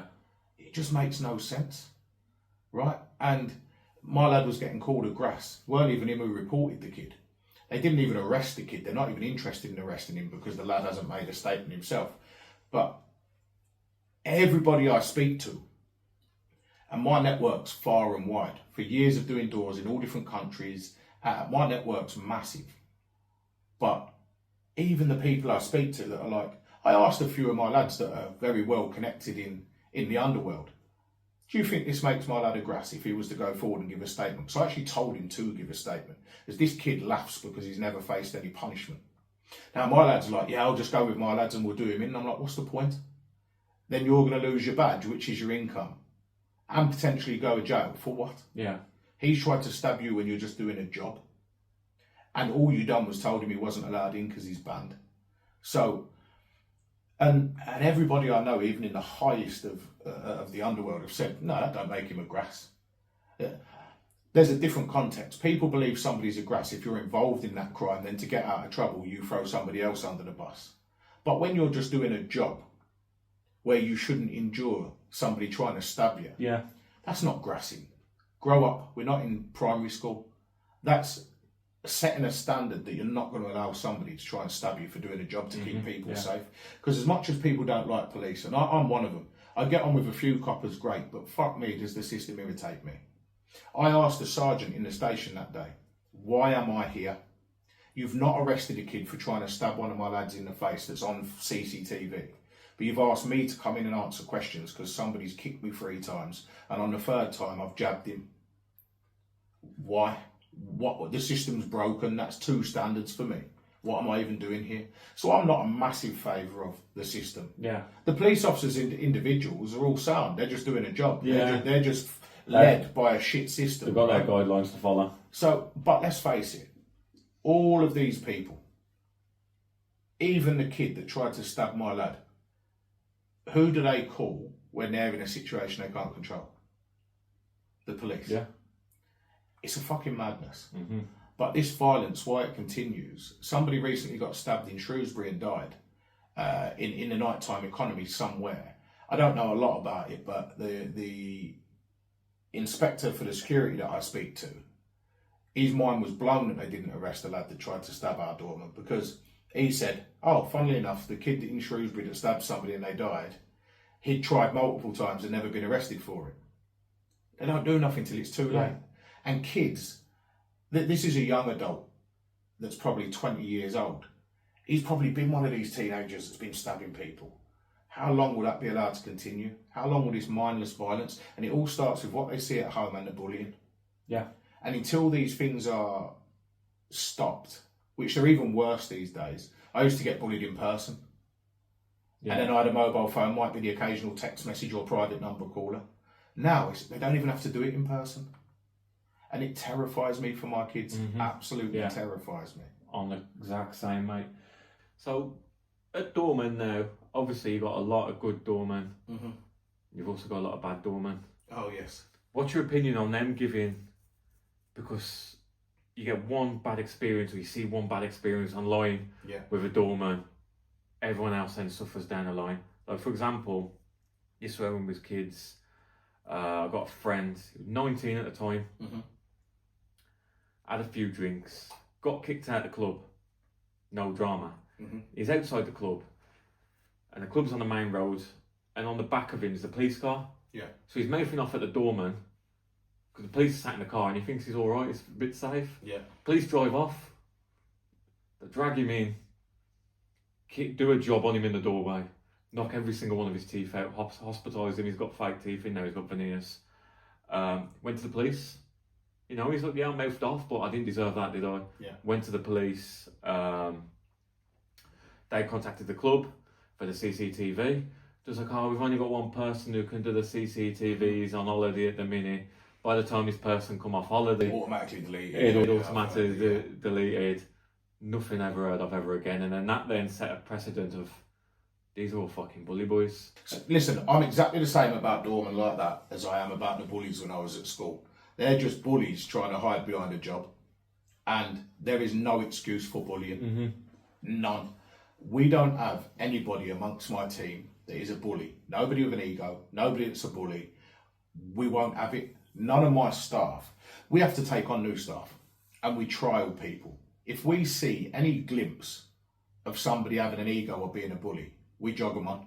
Yeah. We don't want people like that working with us. It's all about manners and respect. Don't get me wrong. We have to do the shit sometimes. I had a situation probably when the Euro semi-finals was on in Telford. Guy goes to walk out of a club, a sports bar, with his glass. He only had a little bit of drink left in it. I say to him, mate, you've got to put that in a plastic. Who the fuck are you? I said, excuse me, put that in a plastic, please. No, do you know who I am? I said, mate, irrelevant. You're in a family place. There's kids and women around. You can't take glasses outside, because if you drop it, a kid might hurt themselves. Please put it in a plastic. No, do you? Mate, what are you on about? Like, I've just asked you to put your drink in a plastic. Like, it's not difficult. Here's the plastic. Just put your drink in it. Or, all the time you've been talking to me, you could have had the last few mouthfuls. What are you doing? Relax. Anyway, he carries on. My colleague comes over. And my colleague's a beast of a man. He makes me look like he's Shadow. And he says to him, mate, don't be silly, just put it in a plastic. Do you want it as well? And I'm like, what is this guy on, man? This guy's off his head. We've only just started shift. We haven't even been there 5 minutes. We get there and it's already full because everybody's got there early because the semis of the Euros, right? And he's just on one, man. And now he's got the glass behind his back like he's going to use it as a weapon. And he's making all the threats in the world. Do you know who me and my brother are? We're this, we're that. And my colleague's telling him the same thing, mate, I don't really give a shit. Just give me the glass, take your drink and go. Because at this point, he ain't staying there, it's done. Yeah. Right? I've got the body cam footage, 8 minutes. He's fucking got this glass behind his back like he's going to use it as a weapon. His friends tried to take the glass off him. He shoved his friend in the face, sent his friend flying. His missus is stood in between us. The only thing that stopped it going off, his missus is stood in the middle telling him, babe, stop it. Well, now he thinks she's sticking up for us. What she's really doing is trying to save him. But she thinks he's sticking up for us. So after 8 minutes, he's dropped the glass and hit her in the face. As he's done that, that's my trigger from all the stuff I've seen as a kid. Yeah. So I've given him one right and he's done. He's got up, legs shaky, fallen in the bush. All the customers are cheering. Because what we didn't know, before we got there, he was walking around to all the customers, bumping into them, telling them, what are you looking at? Buy me a drink, and just violating everybody. Coked off his head. And some people, the public perception instantly at first, until other customers were getting involved, because people walking past have all stopped. Oh, you bully, why did you hit him? I'm like, what? You haven't seen what I've just put up with for 8 minutes. Yeah. But luckily, all the people in the bar were coming out saying to the people that were questioning it, oh, you haven't seen what they just had to put up with. He was starting on everybody, he was bullying everybody, he's pushed a kid over inside a teenager, just an animal. So the public perception sometimes, but ones like you mentioned, listen, I've been off duty with a couple of my friends. I don't drink, so I'm always the designated driver. I've gone to go into a club with friends, and the doorman, because most of my friends they train, they look after themselves, we have a bit of presence. We go to walk in somewhere, the doorman slapped his hand on my chest, stop there. I'm like, what? And he's like, what you coming here for? There's 4 of you. I'm like, yeah. I don't drink, mate. Relax. What's the issue? Well, this is our house. Don't fucking come here and think you're tough. Mate, who thinks they're tough? I'm looking after this lot. I don't drink. We all work doors as well. And then the demeanour changes. Yeah. And then they start to have a friendly conversation with us. Oh, will you help us if it goes off? Well, not really, mate. They want to have a few drinks. I just want to look after them. I'm on shift tonight. Right? But I've never understood it. I had it recently with another firm near me. The guy was driving past, staring out all my door staff, because we started off very small. And just through reputation, we now do most of the doors in Telford, Newport. And just through treating people properly and having good manners makes a massive difference. We don't get the issues because people actually, that they like us, and there's a level of mutual respect. They actually don't want to kick off in our venues because they're like, these lot are all right. If I kick off, I'm making it hard work for them. Yeah. And I like coming to all their venues because there's no trouble and everybody's sound. So it's through making them relationships and connections and that mutual respect that we don't get all the shit. People like coming to our venues. People don't want to kick off because they're like, shit, if I kick off and get banned, they have everywhere. And I actually quite like this lot. Yeah. So it makes it pleasant. Mm-hmm. Hence the fact I don't take on a lot of shit in other areas because I can't be bothered with the bullshit. Right? So I don't agree with them dickhead bullies that bully people. There's no need. I've been on the receiving end of it from door staff. Yeah. And they're just fucking knobheads. Right? It don't make you hard to start on somebody. It don't make you hard to bully somebody. In fact, it makes you a bigger dick, because bullies as kids, I kind of get it to a degree. If they're seeing it at home, it's an age they thing. think it's normal, and it takes time to mature to learn that them things are wrong, right? But as adults, when they do it, mate, I've seen it all over the years. I've worked at big venues where there's door staff from all different companies. And I've seen doormen that if a student is kicking off, or somebody not very able is kicking off, they are the baddest doorman on the planet. They are giving it the most, talking to them like shit, getting a bit physical with them. And I've told them, yo, calm down, go inside, I've got it. I say to the kid, listen, don't worry about him, he's in our bed. Like, do you need a taxi? I'll get you a taxi. Yeah. I've had kids that ain't had money to get home, so I fucking pay for their taxi 10, 15 quid just to make sure they get home safe. The real work, when we deal with women that have been spiked and geezers are trying to take them out of the club and get them in a car, and we pull them back and call their parents. That's the shit that people don't see, right? But I've seen all that bully nonsense bullshit. I don't like it. But these same doormen that act like that, let me tell you, I've been stood on a front door of a venue with 15 doormen. And when people come that we know are bad, same way I've always done it, I make a good relationship with people. They come 15 strong, lads. Unfortunately, you know 15 of you can't come in. I can allow 4 or 5 tops. Who's going in? Who's going somewhere else? But them same doormen that are bad, when these people land, are nowhere to be seen. Yeah. They walk off and you're on your own. Never tried to bully anybody. Never tried to intimidate anybody. I just don't take no bullshit. And I talk to people that I want to be talked to. And yeah, sometimes there's challenging conversations. And we have to have conversations we don't like, but that's part of being an adult, right? Sometimes the only time we resort to violence is if somebody puts us at risk. Yeah. If somebody tries to hit us, I've got hundreds of bits of footage on my phone. The one I spoke about earlier, the guy kicked me once, mate, don't do that. He kicked me twice, mate, don't do that. The third time I hit him. And that's quite commonly what it is. I've got things that I've had to do the witness statements for the police and give them an instant report. The guy's been hit, he's rung up, I've been assaulted by door staff. I showed him the footage. For 15 minutes, he's harassing the doorman, trying to get a rise out of him. And as he's lifted his hand, the doorman's giving him a slap. And then the police go, oh, actually the doorman's not in the wrong at all. Yeah. But the public perception's fucked then, because everybody thinks the doorman's a bully. Yeah. Quite often not the case, but there are a lot of knobhead doormen that are bullies. And I despise them just as much as I despise the fucking bullies when I was at school, and the people that pick on women and people weaker than them. Because there's no need to bully or intimidate anybody. Yeah. If you live a certain life, and I got involved in that life for years, if you live a certain life, you live by the sword, you die by the sword. You choose to be involved in that life. But if you don't, you deserve the same courtesy, respect as anybody else. You do, even if you live that life, as long as you treat people the right way. But in that life, people keep that to that world. Yeah, yeah. And that stays in that world. But in a normal everyday life, treat people how you want to be treated, man. If you're involved in that bullshit and you want to live like that, that's okay. Keep it to the people that need to be affected by it. Yeah, of course.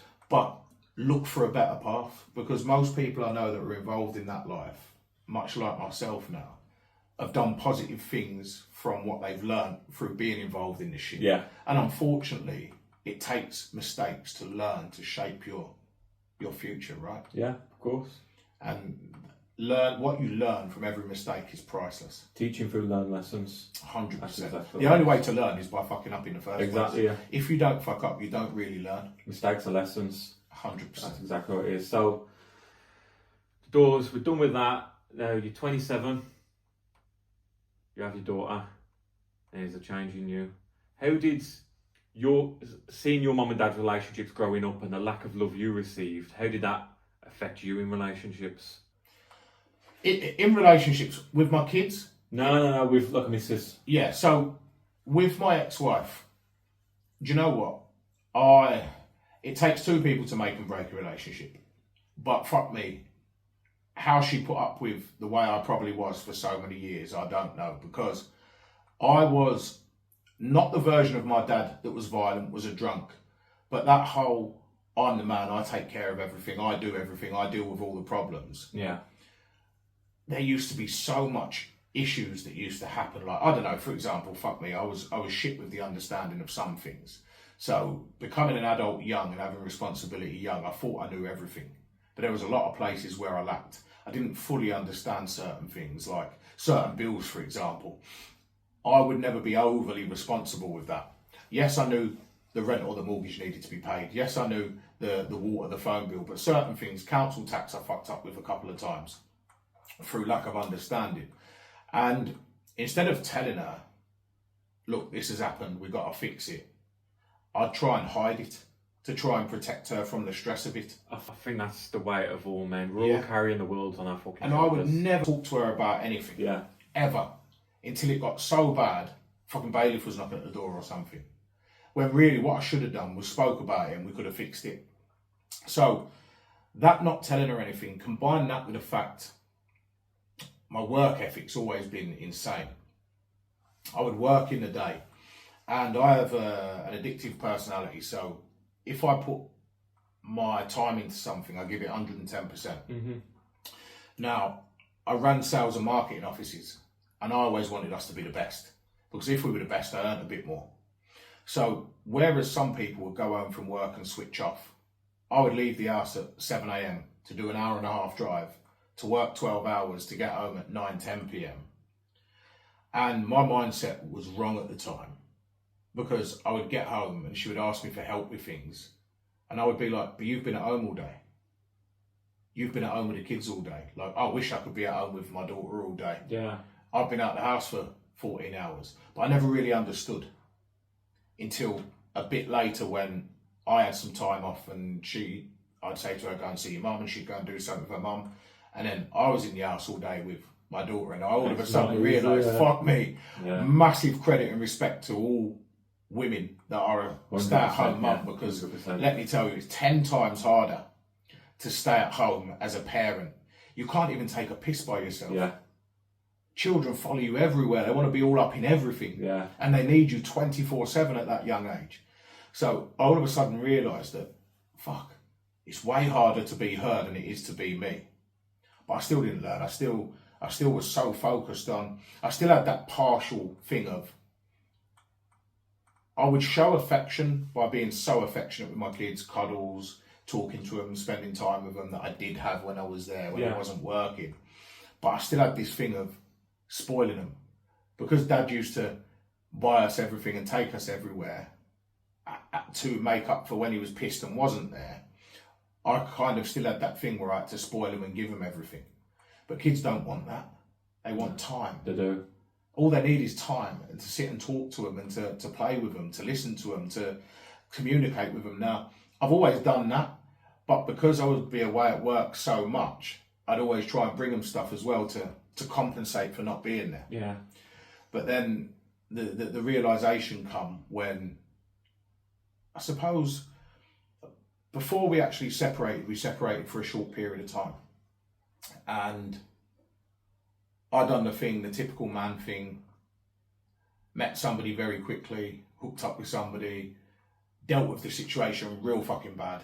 Didn't see my kids for a few months, tried to take my own life because not seeing my kids really fucked me up. And that's the most selfish thing I've ever done. There's nothing to be proud about by doing that, by the way. But I was so fucked up, I missed my kids bad. And then she gave me a second chance. The problem was all the things that I'd done, not talking to her about nothing and hiding away from issues and trying to deal with everything myself, I still didn't fully learn to open up in that respect. So sadly, we just wanted different things. I can't fault her. Mm-hmm. Even the times when she stopped me seeing my kids over the last few years, every time she's done it, I believe she's done it because she believes it's the right thing for the kids. It's not. Yeah. It's never right to keep a kid from their father. Of course. I've never beat my kids. I've never been bad to my kids. I've never put them at risk. Don't get me wrong. From time to time, I've made poor decisions. We all do that.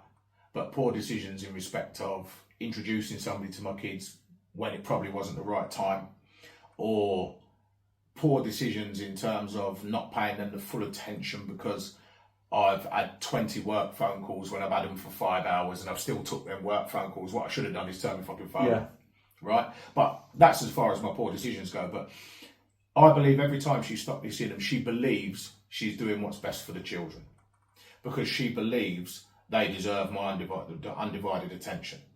But I've only ever worked so hard to try and not let them suffer the way I did as a child, where if I wanted something, I had to either work for it or do something bad to get it. I never want them to feel like that. Yeah. I don't believe they need loads of material, but if they need the fundamentals, my daughter's just about to go to secondary school, so I've got a new work laptop myself, and my Surface Pro, I wipe it off and give it to her. I don't want them to feel that they can't have the things they need. Not the things they want, because I don't want them to be spoiled. Yeah. But I want them to have the things they need. I could never have the things I needed. I had a roof, I had food, I had clothes. But if I wanted new trainers, I had to get them. And I would do stupid shit to get them. So I don't want them to ever feel like that. Yeah. So I've always done although I'd take phone calls when they were with me and not give them full attention, I'd do it for the right reasons. But I've learned over the last 2 years with counselling and things and really unlocking the trauma as a child, and that being why I didn't want to ever let anybody in and why I would never talk about things and why I didn't think it was okay to talk about things. That really kind of shaped where I'm at now. Yeah. Because you should talk about things. You should let people in. Mm-hmm. Bottling everything up will only ever run you down more and more and more and more. That bottle's going to get full. Oh, massively Exactly. full. When it overspilled for me is when I took... I've never taken any drugs, don't really drink alcohol, live a pretty clean lifestyle, but I've dabbled with the odd gym things, and I had a pack of fat burners and I took the whole box when I hadn't seen my kids for 6 months. I'd only had 2 out of them. I took the whole box. I think there was 50, 60 tablets in there. And they increase your heart rate and give you the better chance of losing weight. I took the whole box. How my heart didn't stop, I will never know. I'm thankful that it didn't, because it's the most stupid, selfish thing I've ever done. That's afterwards though. 100%. But in that moment when I hadn't seen my kids for months and I didn't know how they were, I didn't know if they were healthy, I didn't know if they were going through anything. And granted, the first time we separated before we tried again and then went through counselling and realised that we weren't meant to be together and we separated for good and got divorced, at that time, I would never own it. But it was my mistake, so I couldn't see them. I made stupid decisions. And I was never a threat to them, but my decisions and my thought-making process wasn't right. You know, so I needed that realisation. Yeah. And as much as at the time, I despised my ex for what she was doing, because in my head it was just like, I work hard, I provide. Why can't I see my kids? But my thought making at the time was wrong. And she needed to do that to give me a realisation. Since then, since we started the divorce process, I don't feel that when she has stopped me seeing them, that it's fully justified, but I feel that she believes she's done it for the right reasons. So I never hold it against her. She's the mother of my kids. She's the one woman on the planet that I will never put down or speak bad about, because she will always be the mother of my kids. Of course. And they're fortunate that every day she feeds them and she's there for their every The full-time carer. 100%. Yeah. And that's the hardest job in the world. Mm-hmm. Make no mistake about it. Whatever you've been through, you think it's tough. Nothing's as tough as being a properly committed full-time parent. And I wish things were different. I wish I could have them full-time, but I would never want them to not be with their mum full-time. So we share them the best we can, and we just make them know that we're both there for them. You know?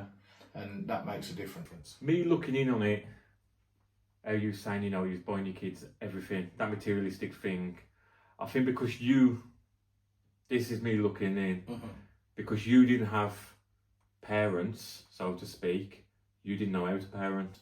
Yeah, 100%. So you always just try and overcompensate. Yeah, you're just doing what you think's right, which is something you never had, buying your kids everything.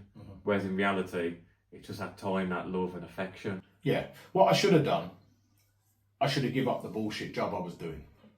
Because I was working for somebody who didn't really give a fuck about their staff. You're just a number. Yeah. And I was putting that much time into work, I was losing out on time with the kids and the ex. And I never gave them the time. And in my head, this same thing I heard my dad say loads as a kid, but I'm at work all the time. That's why we've got a house. Mm-hmm.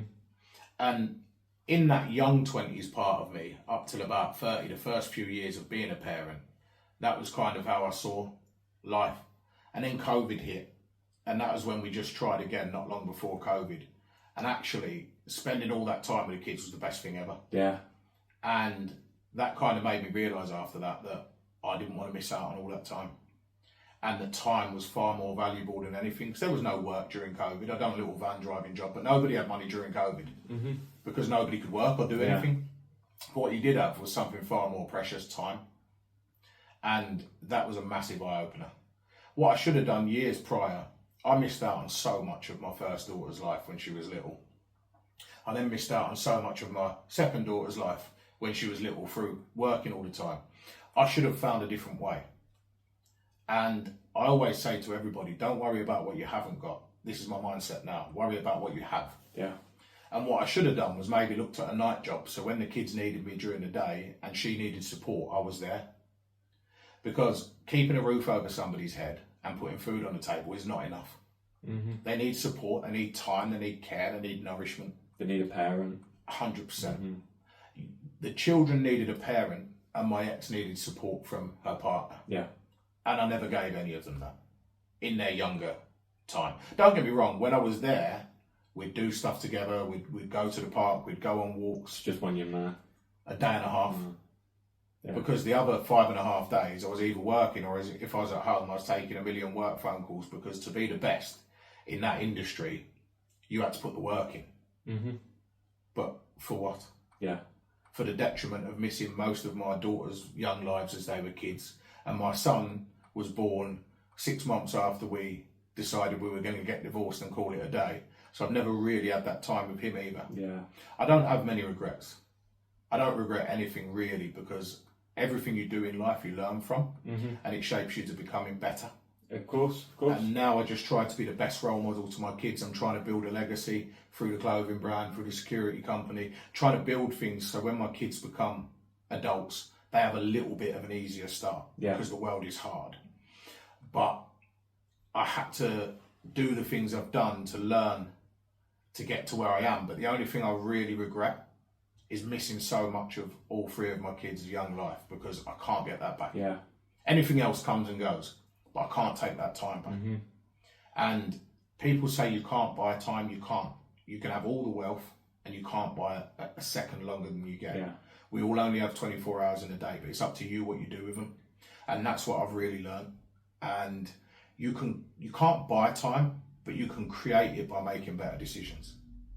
And that's what if I'd have learned that 10 years prior, I'd have never missed so much in all my kids' lives. Yeah. So again, I missed it for the right reasons, because I was trying to make sure we had a roof over our head.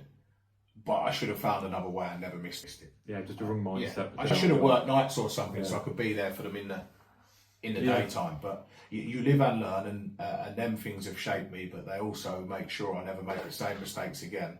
And the time I do get with my kids now is my undivided attention. Of course. And we do the simplest things possible, but so we get the maximum time together. Yeah. Oh mate, like I'll get the kids out of school and I'll sit there straight away, ask them what they've done for the day, learn for the day.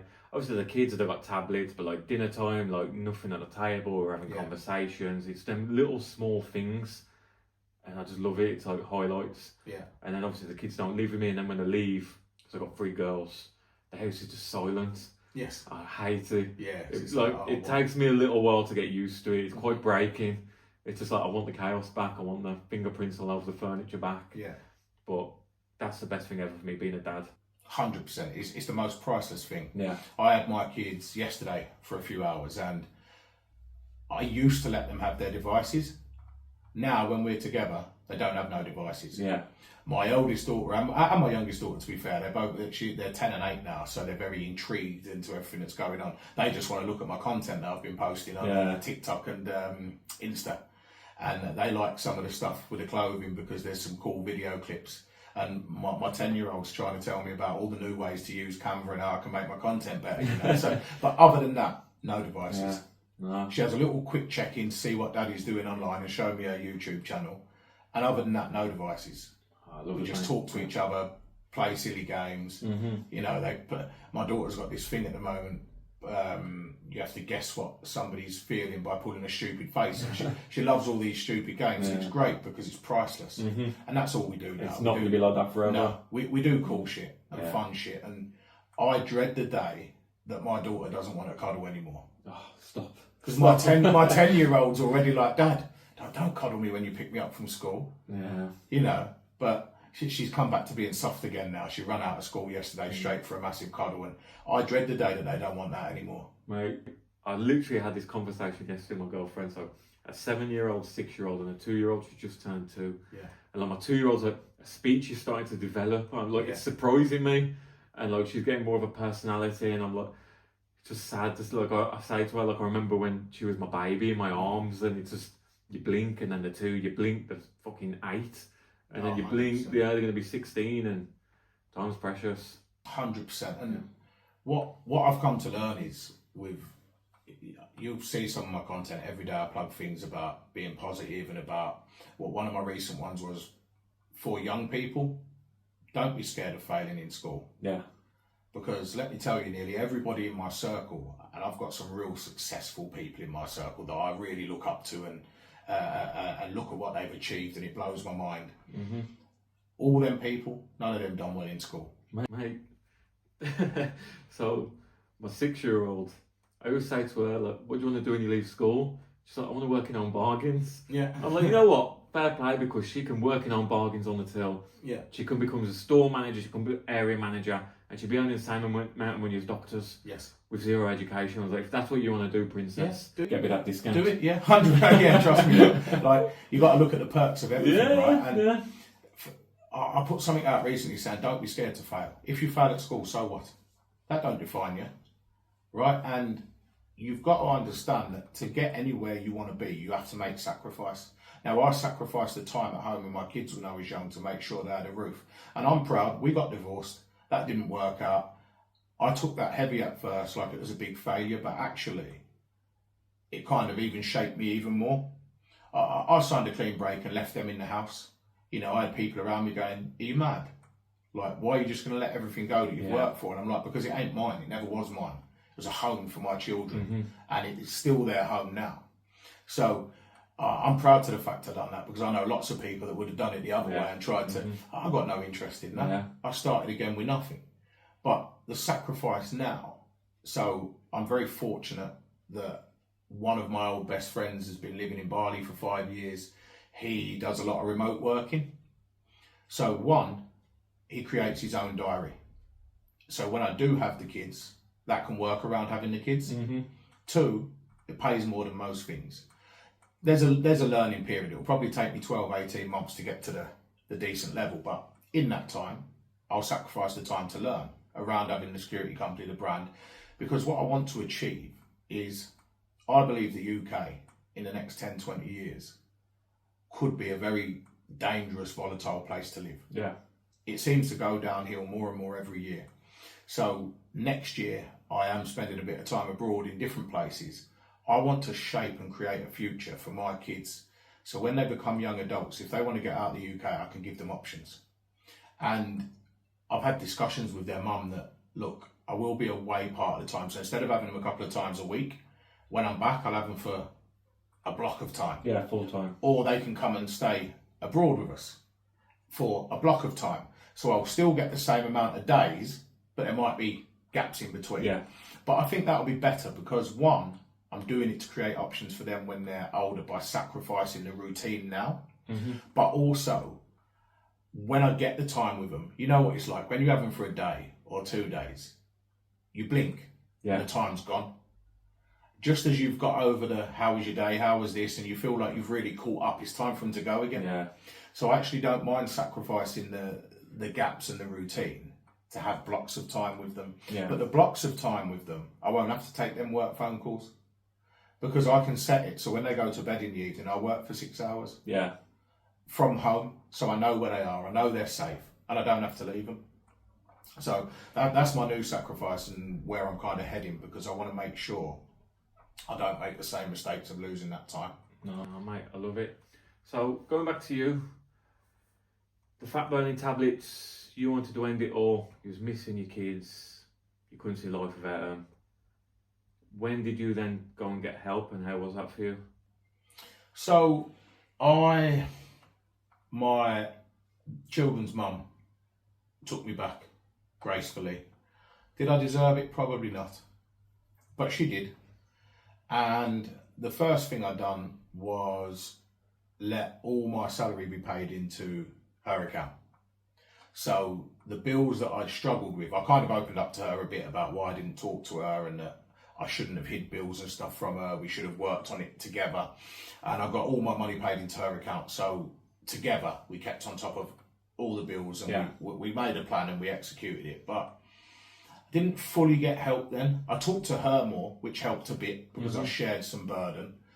And I just tried to do better. And I tried not to do as much out of work. I changed to a different company in the same industry I was in, but it was more so when you were out of the office, you were out of the office. You used to have to stay late some nights, but when you were finished, you were finished. Yeah. So when I was at home, I was a bit more present. And I suppose about a year after being back together, we started getting counselling. And it was good because they helped me to open up a bit. Not too much, because it was joint counselling. Yeah. So there was only so much you could kind of say, and she probably wanted to say more. There was only so much you could say because the other one's there. So it was quite difficult, but that helped me to open up a bit. And then, so where was I then? Probably about 5-6 years ago. And then a year after that, probably about 5 years ago, I started getting counselling myself on my own. And it did help. Yeah, it does. Talking helps. Yeah, 100%. It helped me to realise that I needed to change behaviours, because behaviours were certain behaviours. As much as my childhood hadn't damaged me and made me want to beat women, beat kids and be an alcoholic, it had damaged me through not being able to open up and not feeling I could fully trust anybody. And I think that's where the real issue came from. I didn't feel I could fully trust anybody, because I felt that anything I shared that I was failing at was a weakness, and weakness could be exposed. And that was what counselling helped me to understand. Now it's like, if I get a problem now, I share everything with my partner. Best way forward. Everything. Best way forward. Every little thing. Problem shared is a problem half. 100%. Even things that I think are bad, I share it immediately. And we just find a way to combat it. You get through it together? Because I always looked at it as if she was going through something, whether it's a problem or something in her head, I'd want to know. Yeah. And I'm sure she'd want to know if I'm the exact same, so it's changing that mindset. I think that getting the counselling definitely helped. It helped me to understand the trauma that I had endured as a child, that I never realised the deep-rooted effect that it had on me. It carried it in later life. Because something I discussed with my counsellor and how I think about it is, the one place that should be safe as a child should be my home. As my dad always used to say, this is his castle about his house. But he was the biggest threat to us. And that was meant to be where we were safe. The one person that I should look up to that should always be safe should have been my mum. And she weren't safe. The one person that should be keeping us safe should be my dad. And he was the problem. I didn't speak to him for probably 8 years because I resented him. And now, credit where credit's due, he's turned his life around. He very rarely drinks. He'll have a social drink. Doesn't get pissed anymore. Is a support. He's fantastic for coming to see his grandkids, my kids. And he's turned a massive corner. Yeah. And it took a bad situation in my life, like I mentioned before, nearly getting killed, for him to reconnect with me. And I actually realised how much he's changed, and really, really respect him for that, because he's come such a long way from where he was when we were kids. And again, you can't hold on to the past because people make mistakes. And people change for the positive. And man, has he changed. Yeah. You know, when I've had tough times and starting with the counselling, I used to ring my dad and talk to my dad a lot. If I have certain problems, I'll speak to my dad about them now. The main person I speak to about everything is my partner. But my dad, I know he's there if I need him. Yeah. And he can give me a different perspective sometimes to anybody else, because he has lived a life and been through some shit, you know. So, yeah, I'd say probably 5-6 years ago when I started getting counselling, that really started to help me understand things. And you will never realise sometimes the deep-rooted trauma unless you unlock your mind and think about it and talk about it to realise what's made you be that way. I was so scared of something being used against me, I'd never share it. And I didn't understand what love was, because I'd never felt love in my home as a child. Yeah. I never understood affection or love. I knew I craved it because I'd never had it, but I didn't understand what it was. And the mother of my children probably, well, I know she loved me 100%. And I don't regret anything, but I should have done better. She deserved more from me than I gave her. Yeah. But again, that's accountability afterwards. 100%. Yeah. Regardless of, even if I'd have given her more, we're so different people. Yeah. We just want different things. We see life differently. And that's okay. Not everybody works. Of course. But respect where respect's due. She's a great mum to my kids. And they're lucky to have her. And now we get on well. And we co-parent properly. You know, and the ultimate thing is we're always there for the kids. And that's the most important thing. And that's what people miss. And you should never let, as toxic as things get and as bad as things get, it should never impact the kids. Yeah. Ever. Because kids are so precious. And counselling really helped me realise everything about, not that, common sense tells you a lot of that, right? But counselling really helped me understand that time is what's precious. The way I felt, the way I did about certain things were because of the deep-rooted trauma as a child. As much as a lot of the things I managed to steer away from, the violence, the alcohol, the hitting women, hitting kids, I despise that shit. And I never realised the damage it really done psychologically though. And that's the biggest thing that I had to overcome, and counselling definitely helped that. And it made me see relationships differently. I fell into a relationship after I come out of my marriage, and it was like a whirlwind, but it was never the right person. There was differences in personality, and I didn't handle it the best with her, and I feel shit about that because I should have done better.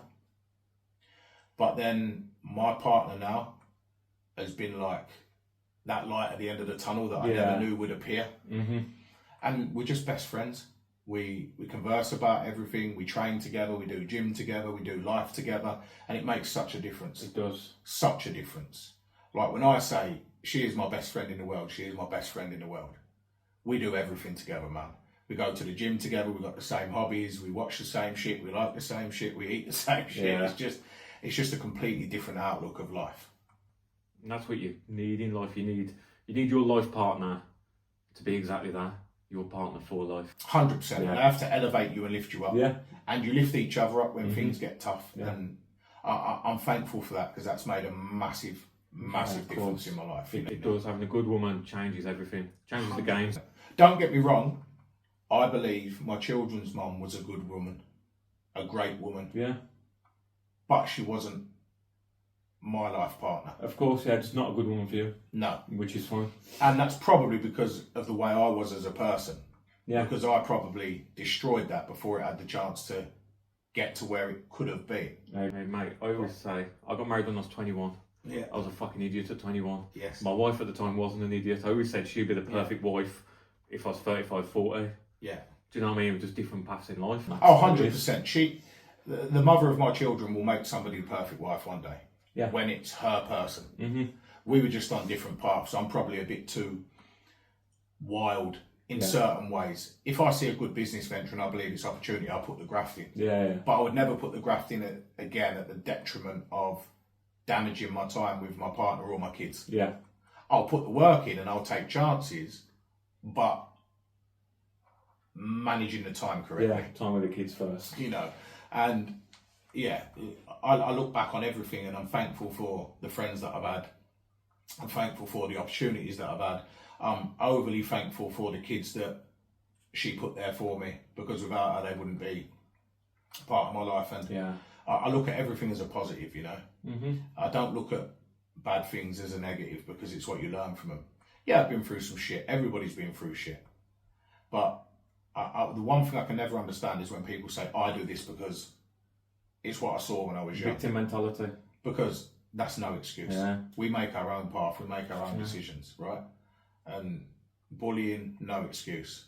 Beating women and kids, no excuse. As I say, there are some things I believe you can't come back from.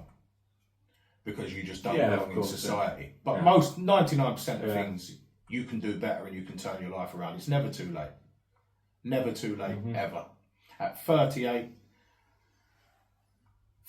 years old, 37, 38, I really understand for the first time in my life what a partnership is with your life partner. You know, and I never would have understood that properly before. Yeah. I thought I did because, typical man, I think I knew everything. But it took some real humbling and some real learning, some hard lessons to really understand that you don't know everything. Yeah. Still don't know everything to today. Life's a learning curve, you know, every day is a blank page and you take on as much knowledge as possible. No, you just said you only learned at the age of 37, 38 of what a partner is and how you should be. And that's okay. Some of us don't get our shit together till we're 40. Some of us get our shit together when we're 18. And that's okay. That's your path. As long as you've got a fucking goal, a bit of drive and determination, you'll get there. Doesn't matter your age. Oh yeah, 100%. So, last couple of questions. Firstly, the clothes. Yes. Where are people backing your brand? How are we getting our hands on this? I think it's because of the positive message, if I'm honest. So the first thing I wanted to create, having suffered anxiety from probably 12 years old, having suffered depression, anxiety, fear, all the traits of mental health. But at the time, I didn't understand what they were, by the way. I just thought I couldn't sleep because I was scared. Yeah. But when I think about the feelings, the shaking, the feeling nauseous, the not wanting to sleep, the being terrified to walk to school and things, that was the most anxiety I could have ever possibly dealt with. Now, having gone through all them things young and letting them creep in again as an adult, because when I wouldn't tell their mum stuff and shit would hit the fan, the anxiety would come back, and I've been through it and it's shit. But I've also found ways to channel it, to make it better and to come away from it, mainly through the gym, if I'm honest. Any exercise releases natural endorphins. Endorphins combat mental health because they give you a feeling of self-worth. So, attitude, action, result, lifestyle. You can combat and challenge your mental health. First thing you've got to do is have a vision and a goal. And what you need to do is set yourself little goals. Set yourself a goal that tomorrow you're going to go for a walk for 20 minutes and do it. Because then it's a win, and that win, combined with that walk, releases endorphins and promotes your self-worth. Set yourself a goal tomorrow to go for a walk for 30 minutes. Little goals. Make them little wins normal. Yeah. And then before you know it, you start pulling yourself away from that cycle of mental health. And the first thing I wanted to do with the brand was create awareness. For mental health in general, but mainly to target to men that you tell me what a stereotypical alpha male is. And I believe I fit some of them characteristics. I work doors, I go to the gym, I box, covered in tattoos, big, a presence, personality. Now, I fit that stigma of a man that shouldn't talk and shouldn't show emotion and shouldn't feel things. Fuck that. Mate, I can tell you, I watch some TV shows. If something sad happens, I'll sit there and I'll sob like a fucking baby. Yeah, bro. And the missus is like, are you crying? And I'm like, yeah, because something's just happened to a kid in a TV show. And that's it, my emotions are, but so what? You should talk about things. Do not bottle things up. Do not think that you're that much of a man you can't talk about things, because if you allow that to happen, suicide in the UK in men is the highest figures anywhere in the world, because people don't understand that it's okay not to be okay. So my first vision, and the clothing brand's very new at the moment. It hasn't really turned a profit yet. It's very new. I've just had my first delivery. I was pissed off. It was meant to be ready to have a stand at Unleashed, but it got stuck in customs and come the day after. So it absolutely infuriated me, but loads of people are getting behind the brand. I've had a lot of orders coming in, a lot of traction. Good. Because people believe in the message. And the message is very clear. Anything you're going through, adopt attitude, action, result, lifestyle, and it can really lift you up. Right? Any goal you've got. If you're suffering with mental health right now, I will take my time. I can't talk to everybody all the time. It's impossible. But if you send me a message, I'll send you a voice note. Yeah. And I will try and give you something uplifting. Through my content, it will uplift people. And the message is clear. We want to help people raise awareness so men know they have a voice and can talk about things. My vision is this. every item of clothing that we sell, be it a cap, be it clothing, £5 will be put towards some sort of initiative to support people suffering with mental health, especially men, because men don't talk about it, and that's where the problems really start to happen, when you don't let it out and you don't confide in somebody. And there's never a right person to confide in. You might find it difficult to speak to the person closest to you. That's who you should speak to. But if you find it difficult, start by talking to anybody. So the first kind of thing we want to do is, when we sell the first 100 items and there's a pot of £500, I want to work with people that have small groups for mental health in local areas. And my vision is to set up something like a breakfast morning, where 20 people from Birmingham can meet up at a breakfast buffet that are all men going through mental health, with one person like myself that is a positive voice, that understands the concept of attitude, action, result, lifestyle, that can give them a different outlook on life and point them in the right direction. And I want to create something like that. And the bigger the brand gets, the more I want to do to help and support people suffering with mental health. If I can turn the brand into a 6-7 figure brand, then I'll put £5 still from day one of every item into doing something. Now, I don't just want to donate to big charities, because the way I look at it is with, what's the one charity that's always on the TV? Pudsey the Bear, and they raise money to put water in and look after kids in other countries. Fuck me, the amount of money they've raised over the years, there should be no children in poverty. Yeah. But when it's charities like that, a lot of money goes to other things, and not everything goes to where it needs to go. Charity starts in the community. So what I want to do is work with people in different areas that are doing small initiatives for mental health, and fund certain things for them. Something like a breakfast morning, something like an activity day. I put on my socials recently, and I was really disappointed that nobody actually came forward for it. Now, Unleash Boxing is run by 2 friends of mine, and what I wanted to do was sponsor 2 people that are suffering with mental health. I would have sponsored them fully. And by the way, the company hasn't made money yet, so it'll be coming out of my own pocket for the time being. But I've got no problem with that, because do good things and good things happen. But what I want to do is sponsor 2 people, and the offer is there anytime. If anybody reaches out and wants help and support, the gym releases endorphins. Having something to focus on keeps your mind positive. So I wanted to sponsor 2 people for the training to go through the camp and to compete on one of the cards. Yeah.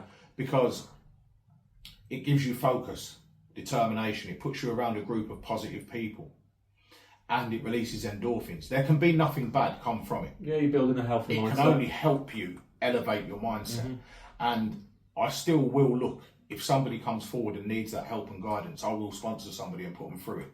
And with that, they'll get my support, the support of everybody around me. They'll get sponsored by us. And it's never about the fight on the card. It's about everything that builds up to it. Yeah, it's the fight beforehand. 100%. Because that will help move people out of mental health.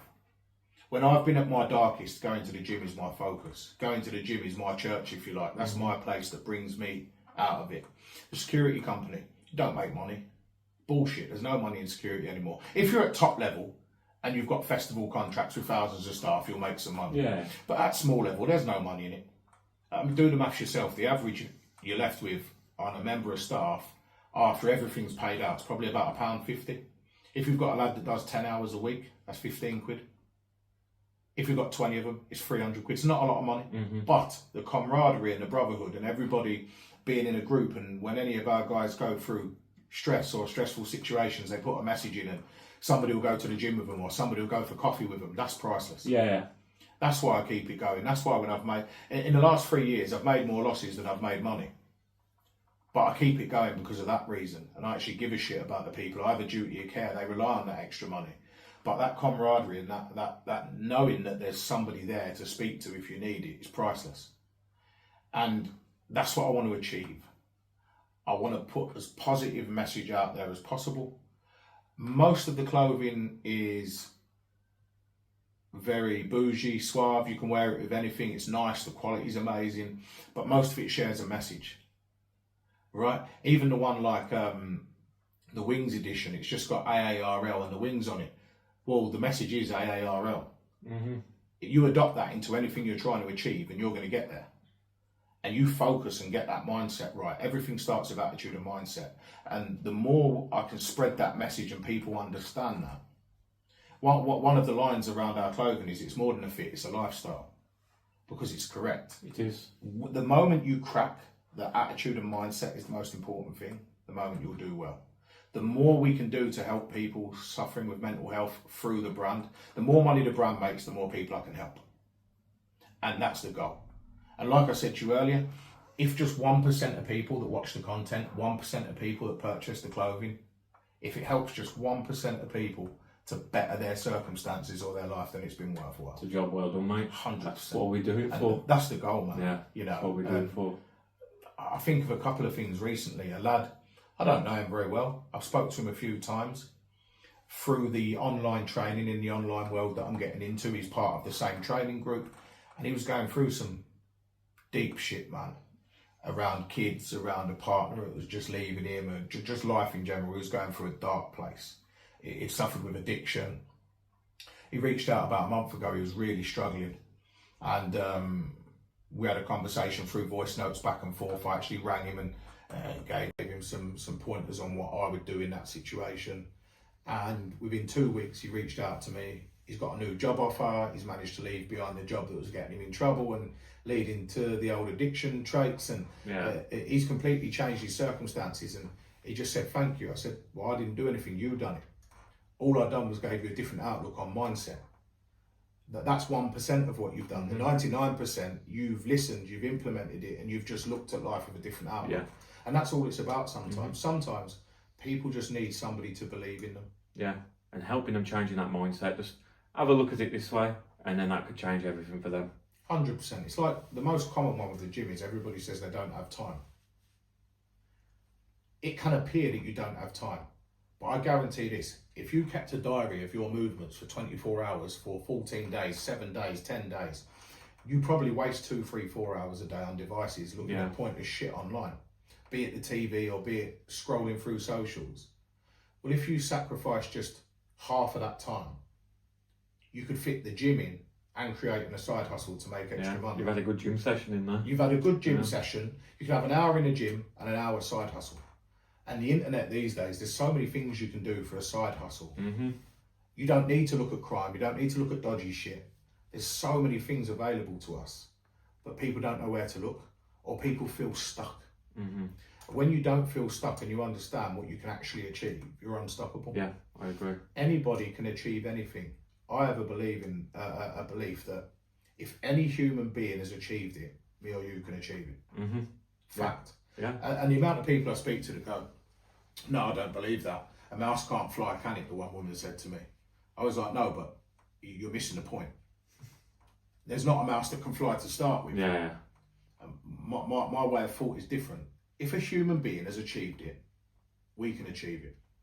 Nobody was born, Ronaldo wasn't born to be an elite level football player. He trained hard and hard work and dedication. He put sacrifice, hard work and dedication. Yeah. And he was committed to being the best. And that's why he was the best at what he done. And that's the same with anybody. Look at boxers, Tyson Fury. He wasn't born just being able to box. And he's not built to be a boxer. And he's not built to be a boxer, right? But fuck me, he's one of the greats. He'll go down as one of the greats. Because he trained hard and he believed in himself and he was committed. Yeah. Anybody can do anything. And if I can help 1% of people in the world to believe that follow us, that buy clothing, that follow our page, I don't care if you buy something or not. If you follow the content and listen to the message. 100%. Yeah. And you implement it, it will help you. Fact. Yeah. Because mindset is key to everything we want to achieve. I am with you. Right, last question, mate. And I finish on this every single guest. You right now today can go back to 13-year-old you. That scared little boy, getting bullied, being the parent to your younger brother. What would you say to yourself? That's a real difficult question, man. I don't know. Hope, I suppose. There's always hope and there's always light at the end of the tunnel. And everything happens for a reason. Every challenge I went through has shaped me to be the person that I am. and keep hope, keep focused, and don't be scared of failure. So I was always so scared of telling Dad that I was getting bullied, or I was always so scared of failing, because in my eyes, if I was getting bullied, I was a failure. Yeah. My dad was a strong man, so I was a failure for getting bullied. Don't be scared of failure, and talk to the people around you. Would have probably been the message. Perfect. So, right, mate. Man. Anything else to finish on? No, thank you for having me. It's been a pleasure. No, the pleasure has been all mine. Thank you very much. Cheers, mate. Thank you.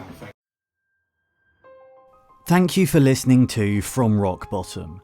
If this episode spoke to you, please subscribe, like and share. It really helps us keep doing this work and bringing these stories to light. You can also follow us on social media for updates, behind the scenes content and ways to get involved in the conversation. Most importantly, if you're struggling right now, please don't suffer in silence. Reach out, talk to someone, seek support. You are not alone, and you are absolutely worth life. Take care, keep fighting, and we'll see you in the next episode.